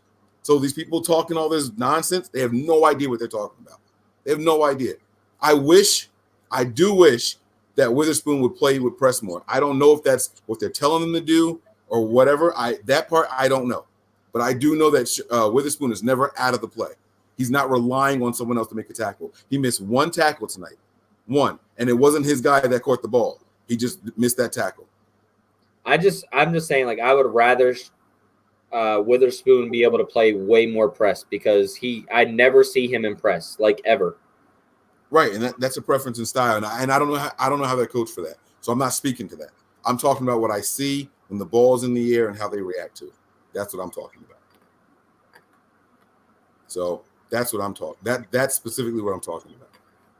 Gotcha. Other than that, I thought the defense played well tonight. I mean, that first drive, what did we give up? 2 touchdowns. We gave up 1 late. Then we held the ones to a field goal and the touchdown, right? I can read my notes in order what I have here. The opening drive, they did get in the end zone, but that was a running back. It was like a check down or something like that. He just that was the Thomas and Quan miss. Yeah, that was the touchdown. Yeah, the missed tackle. He housed that one on us. I don't think the starters got another touchdown, did they? No, they didn't get a touchdown until like the 3rd. No, it was just and the field goal. I think that was it. I think it was late though. It was like the touchdown was late. Yeah. My notes in order. So I started, just keeping track during the drives. Debo was completely fearless across the middle. We haven't even mentioned him tonight. Debo was completely fearless across the middle, makes 20-yard plays like they're 5-yard plays. He caught that pass and shook someone, made a little move, and it was a 21-yard play. And I was like, geez, that was the shortest 21 yards that I've ever seen in my life. Debo makes those plays look like they're nothing. I liked it. I said we're locking down in man coverage. Again, this was early on, but this was before the touchdown. Quan Alexander is going to be so fun to watch. He's lightning and can't wait to hit someone. Jimmy still in for 2-minute drive. So this was obviously at the end of the half. Point. I was surprised that they ran Jimmy Garoppolo back out there. That resulted in a field goal. I was happy to see that. I said Jimmy never looked right. He had Bourne one-on-one in a winnable situation. but he threw it to his left instead. I did not write down what the result was, but he looked left all the way. And I said, good night for Jimmy Garoppolo and Jimmy Ward. My next note was Emmanuel Mosley just had a play I've dreamed of. Oh, this is something I wanted to talk about, a play that I've dreamed of. Deep down the field, trailing. Couldn't turn his head around because if he did, he would miss the wide receiver and where he was going. He played the wide receiver's eyes. The ball came, and he put his hand up just in time and broke it up, and no flag was thrown. Not one time did he turn his head around on that play. Deep down the field, in trail. So he's following the wide receiver. The wide receiver's going, and Emmanuel Mosley is following him. He never turned his head around. Yeah, it was a sideline play. Yep, right on the right sideline, exactly. Yeah. He played the wide receiver's eyes. The wide receiver looked up, put his hands up. Mosley put his hand up, broke up the pass, and there was no flag. But I don't think he made any contact with the receiver either, though. There was very, very little contact. Like very. Yeah. When I say very little, like if a ref threw the flag, he didn't affect the play at all with the little bit of contact he made. But 2 years ago, even last year, we don't get the no flag there. They're throwing the flag because he just didn't turn his head around 2 years ago. So I like that. That was why I wrote that. I said Moore has a sack. No, I'm sorry. I said Moore has a club on his hand and a sack. Then I put back-to-back sacks for us. Then I put again, Mosley looks really good. I said there was a screen pass. Mosley was by himself in that direction. I remember this. So they were showing the play, and the offense is lined up. The Chiefs' offense is lined up. They throw it to the left side of the field. Mosley is over there by himself with 3 blockers over there. He got past 2 of the guys, and the third guy slowed him down just enough for him to miss the tackle. He reached out and got a hand on the running back, who was the check down the screen guy, but he failed to pull in the tackle. The failed tackle on the screen may have been the most impressive thing I've seen him do all offseason and all preseason, and that's saying a lot for Emmanuel Mosley. The fact that one guy was able to get through 3 tacklers or 3 blockers and almost make the tackle, I was thoroughly impressed with that. I said Matthews wide open on play action, didn't bring it in. Any other wide receiver would have caught that. I said Nick's arm isn't even like that. Matthews is just slow. I said play action again. Mullins overthrows Samuel. Samuel jumped as high as he could and still wasn't anywhere near it. A lot of our wide receivers, including Jimmy, their first drive, they were just off a little bit. You could tell that these guys had to settle in this week. And then my last note here, Mullins is in rhythm, now showing up and trust the calls. He's making his drop and throwing out of his hips to a location, not to a player, trusting that his wide receivers will arrive to the spot in time. Consecutive first downs. And then my very last one is Richie James is clutch. So those are all of my notes for the night. That's when I stopped taking notes, I should say. Mullins' arm strength was filthy tonight. I never expect him to throw that hard compared to last season. He, I wouldn't say the touch was there, quite frankly, because he barely missed Matthews, and then he overthrew, I think, Pettis right on the very next play. But Mullins is very impressive, and I don't know about you guys, but I don't know if I really believe Shanahan keeping 3 quarterbacks. It could be a smokescreen. Who knows? But you know how valuable roster spots are, and obviously I think we'd all give it to Mullins over Beathard. But, man, Mullins I thought he looked really good tonight. I especially loved seeing the arm strength out of him. That was his biggest knock last season, and coming into this season, I think that's what he was working on the most, and I think we're seeing it incredibly. It just makes me sad that a lot of people were calling for him to start over Jimmy G after last week. But, that's a whole other story. Mullins looked really good tonight. I thought so, at least. Mullins played other than a couple overthrows, if you take all of his overthrows, he probably had just about as many bad passes as Jimmy Garoppolo had. Even though Jimmy Garoppolo's were caught, there was some that you should get back. Like the overthrow to Debo, the overthrow to Richie James, they were both wide open. But then you look at Jimmy on the side where he's throwing behind receivers, putting it up. They have to go up to get the football a little bit, or it's just out of reach and they just make a catch. But, Mullins doesn't surprise me at all. Mullins is Mullins. What really surprised me was not playing C.J. Beathard at all tonight. Was there any reason why he didn't play? Did they say anything, or he just didn't play? Well, Kyle Shanahan said they flipped a coin the first game to see who would start off. Then they rotated. So then they went Mullins or CJ Mullins, CJ Mullins. And then instead of putting in, since Jimmy played a whole half, instead of putting in CJ, they put in Wilson Spate and is going to start CJ next week. I'm not sure if I buy that. But then again, I also don't want to read into it as where CJ's starting the fourth preseason game or playing more in the fourth preseason game. I don't know. It's something to really look for. And no, CJ isn't injured for people that are thinking that. He's not injured.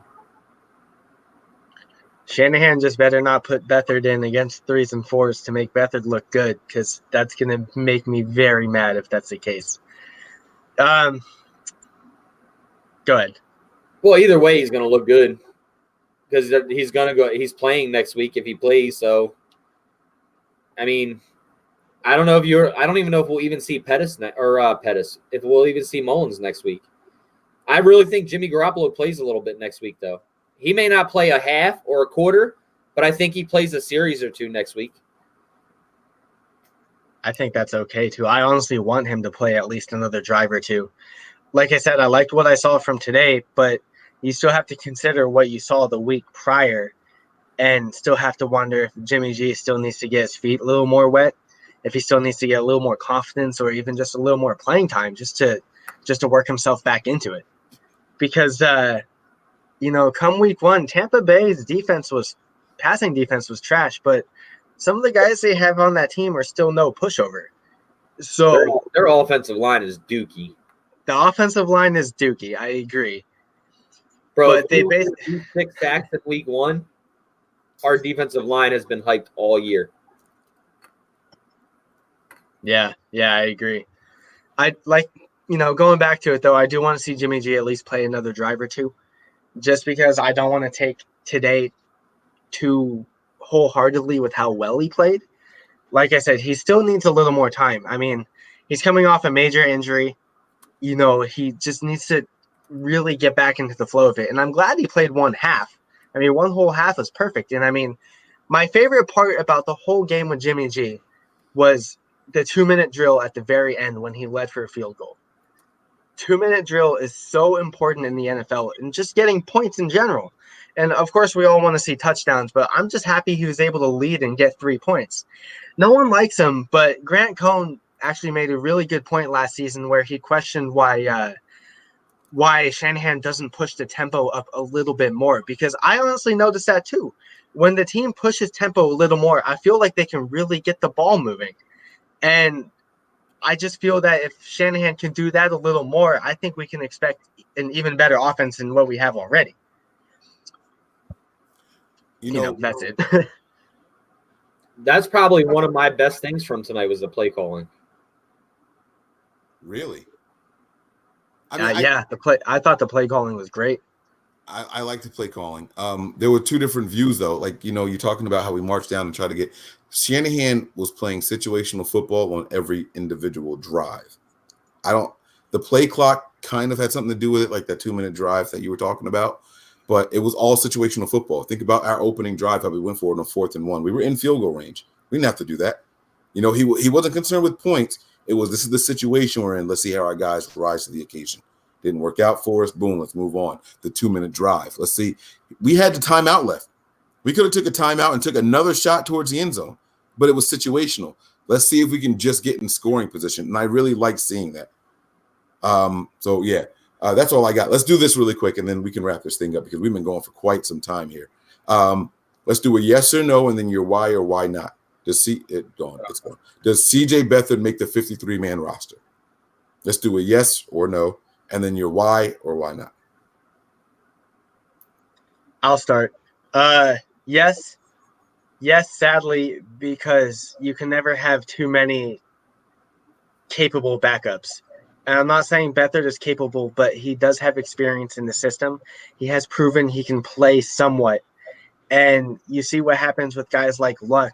Quarterbacks are an absolute commodity. So I don't like keeping Beathard on the roster, but even what he offers, if it isn't that good, is still at least decent enough to keep on the team. All right. Steve, man. I say no. They're too deep at other positions to get rid of a position at need. You got your deep at receiver, so they're talking about keeping 6 or 7. Now we're talking about keeping 4 running backs. The defensive line is deep. The linebackers are deep, and they said on the telecast today, keeping 6 defensive or cornerbacks. So you're going to cut someone that could play for Beathard. No, I think Jimmy and Mullins is fine. Why waste the spot on a third quarterback? All right. Nick. And you know what? No, I'll go, and then you can go last. All right. I'll go. I think Shanahan's comment. I was super confident in saying no until Shanahan's dumbass comments at the in the presser. He made that stupid comment that, oh well, we plan on keeping 3. I'm gonna say no. I think that's a bluff. I think it's a bluff, man. You can't. You know what? No, I'm gonna say yes. I'm gonna say yes. Final answer. I had 3 quarterbacks making the final 53 in my prediction. I'm gonna say yes just because of that. No, I don't think we keep 3. I think what the whole reason right now where you didn't see CJ Beathard this week is because Kyle Shanahan hasn't seen enough out of him out of practice, the preseason games, as to where Mullins, he probably seen a lot more out of practice and in preseason games. He takes their team down, he drives, he scores. CJ hasn't done that. I think he's got one? What's he got? 1 touchdown on the year or 2? I think he's got 2. He had 1 each game, right? Yeah, I think he has 1 each game. Yeah, I think he's got 2. Bro, we didn't see him at all tonight, man. That's so weird to me. And Will got in. That's the thing. Like, Will got in and took snaps. We haven't talked about that, but Spayton got in and took a couple of snaps. I don't think he had any throws, but he got in before Beathard did. So Beathard is either safe and secure, which goes with this whole three-man thing, or they're just not interested in seeing him, and I don't think that's the case. I think he's safe. Yeah, I mean, I don't think he's safe. I really don't. I'm in agreement here. Like my 53, I had 2 guys. I think this is added insurance to be able to keep another guy in another defensive position or deep position, not defensive, another deep position. So, it's, to me, if CJ gets cut and we don't keep him, look to re-sign Nick Mullins right away because he's a free agent after this year. So say that again? I said if we get rid of CJ, look for the Niners to re-sign Nick Mullins, like extend Nick Mullins right away. Okay. That'll be something that's money is going to come off the books because that's something that it shouldn't, but it may interfere with their decision as well because CJ's still under contract. Nick Mullins isn't. So if they cut Nick Mullins or they can't put him on the practice squad, they cut him, they're going to have to bring him back and you still can't put him on the practice squad. So this is a big decision for them, not only just to keep 3 quarterbacks, but who do you want to keep going forward in case something happens to Jimmy Garoppolo? Who do you feel more comfortable running this system going forward if Jimmy Garoppolo is here or not here? Yeah. So it's a really big decision, but I would think that I just think in my eyes, I would think that CJ hasn't shown enough. Nick, give me some thoughts. I've seen CJ play, so I can do that. We've seen CJ play. We know he's doo-doo. What's that smell? All right, Ali, man. I want to get your thoughts on this, too, before we get out of here, man. Does CJ Beathard make the 53-man roster? Shanahan came out and actually said tonight he plans on keeping 3 quarterbacks. Is that trade fodder? What do you think it is? I think that's – he said he plans on keeping 53. 3 QBs on the 53. He hasn't sat down with all of his coordinators and guys that he gets advice from each position. When they all sit down in that meeting room, you guys have kind of seen All or Nothing or Hard Knocks, when everybody gets together and they sit down and they start defending either their guy or they start preaching for someone. It gets really heated, and I can see that for the way this 53 shakes out. Like, are they going to rather keep, for example, Dante Moore, or are you keeping CJ Beathard? Right. You know, I think everybody in here would agree that you probably want to keep Dante Moore because he adds more value as a depth guy, as a rotational guy, in the longer run through a 16-game season than CJ Beathard would add as a third QB through a 16-game season. If we have a healthy Jimmy G for 16 games, CJ Beathard is inactive all 16 games, and he's not active for game days. And Dante Moore, depending on how things shake out and how health is, he could be active for some game days. So, and I'm just using Dante Moore as an example, in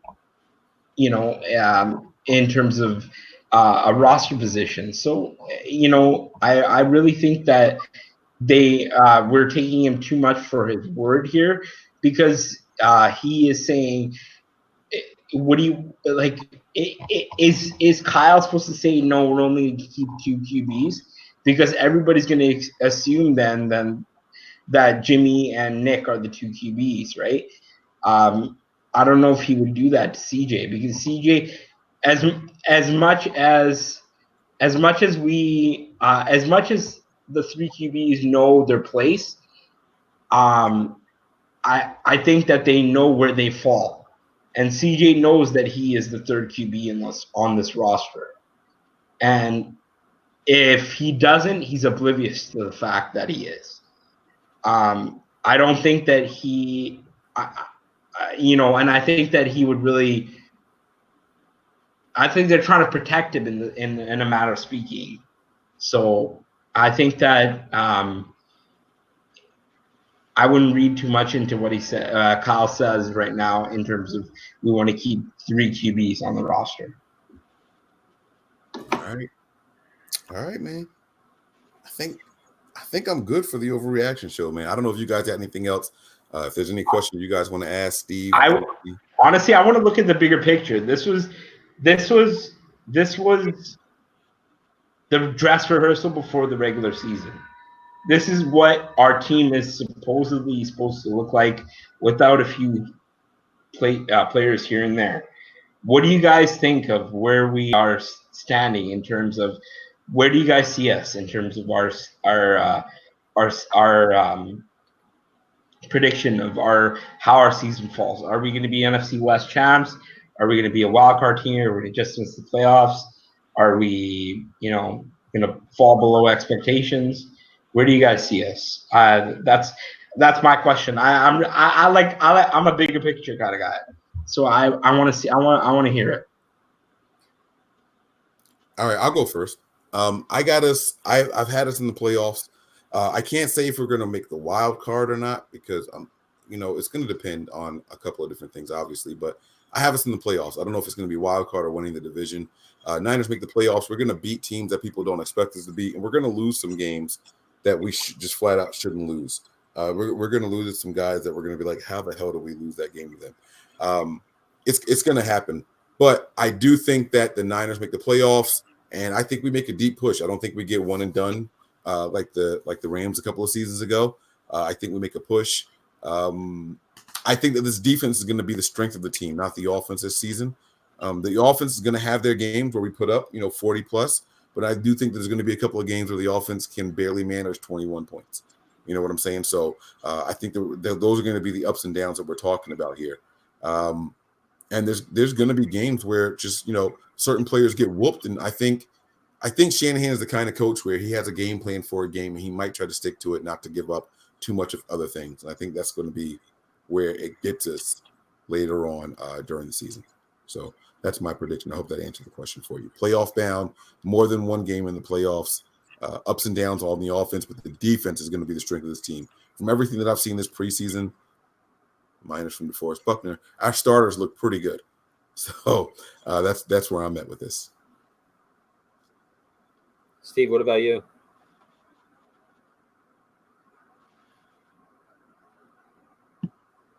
What was the question? From your thoughts, from your seeing the dress rehearsal today and what you've seen in preseason so far, do you see the Niners winning the division, making the playoffs, or not making the playoffs? I think they'll be right on the border of a wild card spot. It depends if, of course, injuries. To me, Jimmy's going to be fine. The rest will wear off. It might be a week or two. We might complain about how he's playing, but once he gets a feel of everything, he'll be fine. So he's got to stay healthy. Bosa and Ford are going to be a big impact too. So if they're healthy, that defense, that could be a top 10 defense easily. So you're, like Mike said, if they're going to win some games that they probably shouldn't win. They'll probably lose some games. Like last year, we lost to the Cardinals twice. You could easily see that. Something like that happening again where we lose to Arizona one time, or even like Cincinnati or Tampa. Not that they're going to lose. I don't think they'll lose, but, it's the NFL. It happens every year where somebody beat someone they shouldn't, if on paper. But they'll be right on that cusp for the, sixth playoff spot. I still think the Rams take the division. So they got to battle. NFC's pretty deep, so they'll be there. Could be 9-7, and hopefully 9-7 gets you into the playoffs. Bro, we better be 3-0 because I'll be at week 1, week 2, week 3. We better be 3-0 because I'll be more hyped. Anthony, what are your thoughts, man? I want to say that this team at best will be 10-6 with a borderline wild card spot, like Steve said. But I don't want to jump the gun on record, but I will say that even though we're running kind of late on the show and we can get into another time, I think the defense will be better than the offense by season end. I think from what I'm seeing right now, the defense looks very more impressive compared to the offense. And I get that we've seen Jimmy G in limited amount so far, but all we've been talking about this whole preseason is how well the defense has played. And the defense, once again, tonight did not look that bad at all against the number one offense. So if all things fall into place, 10-6, but I don't like predicting records just yet because I just want people to be healthy. I'm just going to ride the roller coaster and say that the defense is going to be a lot better than the offense. Maybe not, man. That's not fair. Come on, this is the perfect time to predict records because I said 10-6. 10-6 will be tops. No, I know, but you said because of injuries and all that stuff. What I was going to say was that starters are done. Yeah, I'll say this. 10-6 at best, pushing for a wild card because I do think the Rams are still very much better.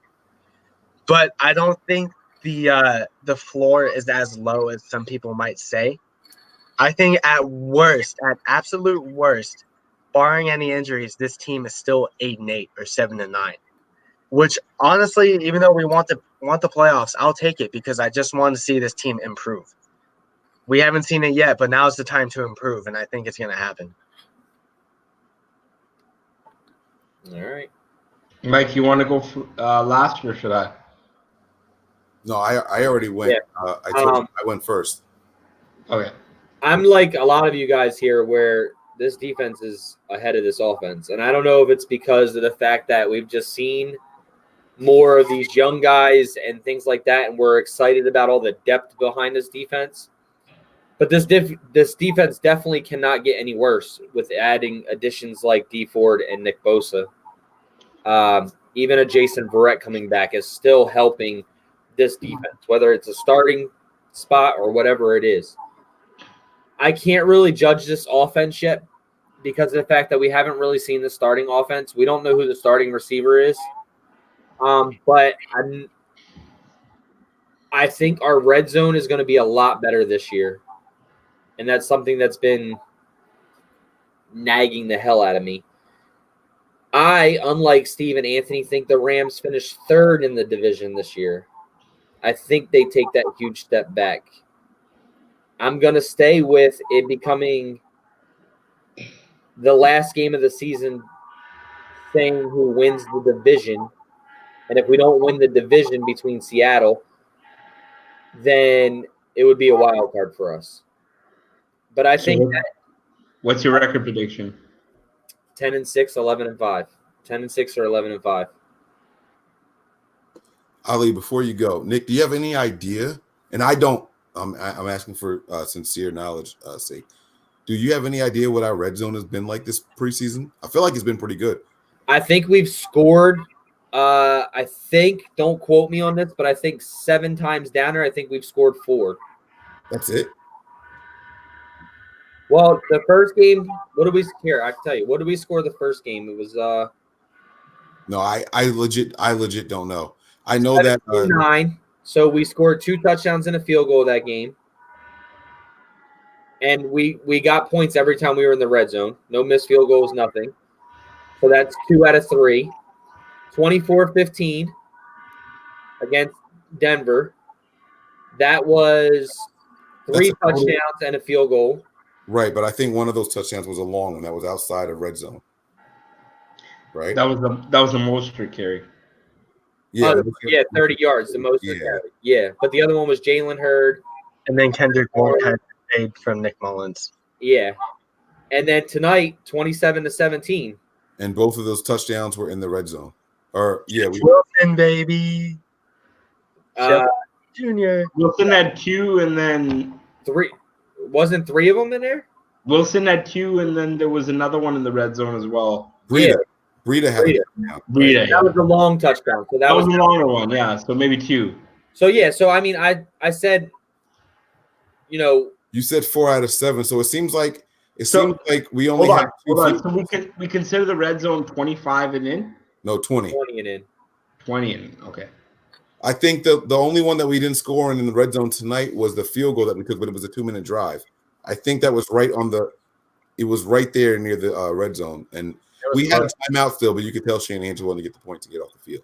Yeah, because there was 12 seconds left, and we had timeout. Right. We took the points. That our red zone, it's not bad. It's not bad at all. No, and we've only allowed 3 touchdowns now. We gave up 2 tonight. We gave up 2 tonight. Yeah, and one against Denver, so that's 3. And then we gave up 1 against the Cowboys also. No. Oh, no. They had the field goals. That's right. They had 3 field goals. It's only Denver was the first touchdown we allowed, and then 2 tonight. Okay. All right. I just wanted to get some red zone. Really 2. Really only 1 against our starters. Yeah. And their starters. But yeah, I mean, I really think that this defense is way ahead, but I think the offense will catch up this year. I think it's going to be a very balanced team, to be honest. And I think they're going to feed off of each other. And I think that's going to be big for us, where the offense and the defense are feeding off of each other. So, but from what I've seen so far, the red zone has really impressed me. The defensive front has really impressed me. Just the defense in general. And I haven't seen a ton about the offense, but I'm okay with a Nick Mullins or what I've seen with the offense. And I think it will be only better than what we've really seen. And you think, just a quick question, Nick, you think Cal's holding a lot back in terms of his play calling? Oh, absolutely. Yeah. I think everything's pretty much vanilla right now. I mean, yeah. I think we're going to see more Debo Sam. I think whoever's out as starters right now, we may not see those guys as starters. Yeah. From week 1. Yeah. That goes with receivers and running backs. Yeah. Yeah. No, that's what I thought too. Can I get my record prediction quickly? Yeah. Before we wrap this up. So I'm gonna highlight. I really think we start 2-0, and the reason why I think we start 2-0 is because Tampa Bay. I really don't think that they're gonna pose a huge threat like Jameis Winston. I'm not really scared of in terms of what we have to bring against him. And I think that we can, everything that they have to offer against us, we have a counter. And I think that we can really win a lot of the battles against what they have to counteract against us. And I think that Shanahan knows that. Everything we're doing right now is in preparation of week 1. And I think that we are really ready for week 1, and I think we will win week 1. And week 2, we're against Cincinnati, and we're not coming back to San Francisco. We're staying in Youngstown, correct? We're staying in Youngstown. So we're staying in Youngstown, and I think that we're gonna get a W there. There isn't really much to be scared of against Cincinnati. Cincinnati might win 2 or 3 games this year, and I really don't see them winning one of their games against us. I think we're gonna bring a lot of momentum off our Tampa Bay win, and I think we're gonna start to the schedule. Where I want to highlight the schedule is after week 9,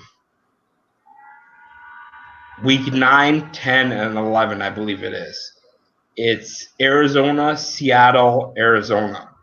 And if we can go 3-0 against Arizona, Seattle, Arizona, I think that will set us up for such a huge that will set us up for the playoffs, really. If we can go 3, so we have Arizona at home, we have Seattle at home, and then we have Arizona on the road. If we can go 3-0 there, especially starting at least 2-0, that's 5 wins right there. And if we can just go less than 500 the rest of the way, we should be really set up to make at least a playoff run. Playoffs should be really within our grasp this year, and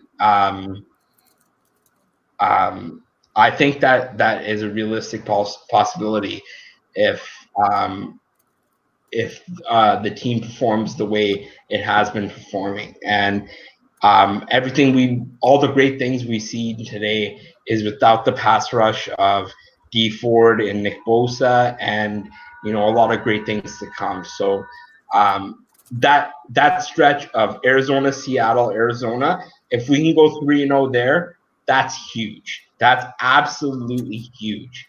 I think that stretch will have a lot to say in terms of if we make the playoffs or if we don't. If we go 3-0 or 2-1, we have a good shot at the playoffs. If we go 1-2 in that stretch, I don't think we make the playoffs. All right. As Ali does an entire schedule breakdown for us. He says, "Hey, give me a record." Ali goes, "We're going 2-0, 3-0." It's good to have you back, Ali. Broke it down by the quarters, baby. Yeah. Well, if we're leading in the 4th quarter, I think we're gonna make the playoffs. All right, fellas. All right, I think we're ready to get up out of here, man. Again, we're going to thank you guys for checking us out. Fellas, man, thank you all for jumping in, man. My man Steve, my man Anthony, my man Ali, and of course, my man Nick. Guys, we had a great time here. We can get our ats up there. Ali didn't have his on there, but he is Alias. That's Alias 08, right? 01. God damn it, man. At ALIYAZ01. Yeah, Alias 01. That's the Twitter handle. All right, guys, if you like what you saw tonight, hit that like and subscribe button. If you hated what you saw tonight, you got to hit the like and subscribe button. I don't know if you know, but YouTube is doing a new thing where the only way to get your opinion to count is to hit the like and subscribe button. So if you hated what you saw, you have to do it also. But as you're clicking it, you have to say, "I hate this show." And then when you click it, it goes through as a hate.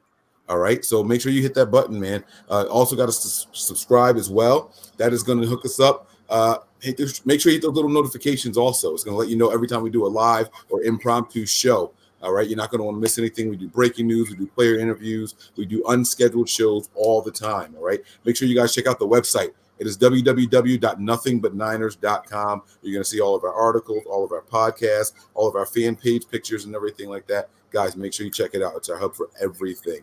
All right, it's also going to show you our social media pages, our Twitter and Snapchat. Those handles are nothing but the number 9 ERS. You're going to make sure you follow us on all of those. And then you also want to make sure you check us out on Facebook and Instagram. That is nothing but Niners, spelled all the way out with no numbers in there, anywhere in between. Guys, We're going to get rid of all the comments on the screen. You can see all of our Twitter handles right there. Boom. I am 49ers Mike _ NFL. My man Nick is 49er Faithful 365. Steve is S. Milan Jr. Okay. And Perry Anthony is Perry _ NB9. Ali is ALIYAZ01. Guys, give us follows on Twitter. Show us some love. We'll show the love back. I promise you guys. Prepare for glory. Anticipate pain. But always remain faithful. We out of here. Peace.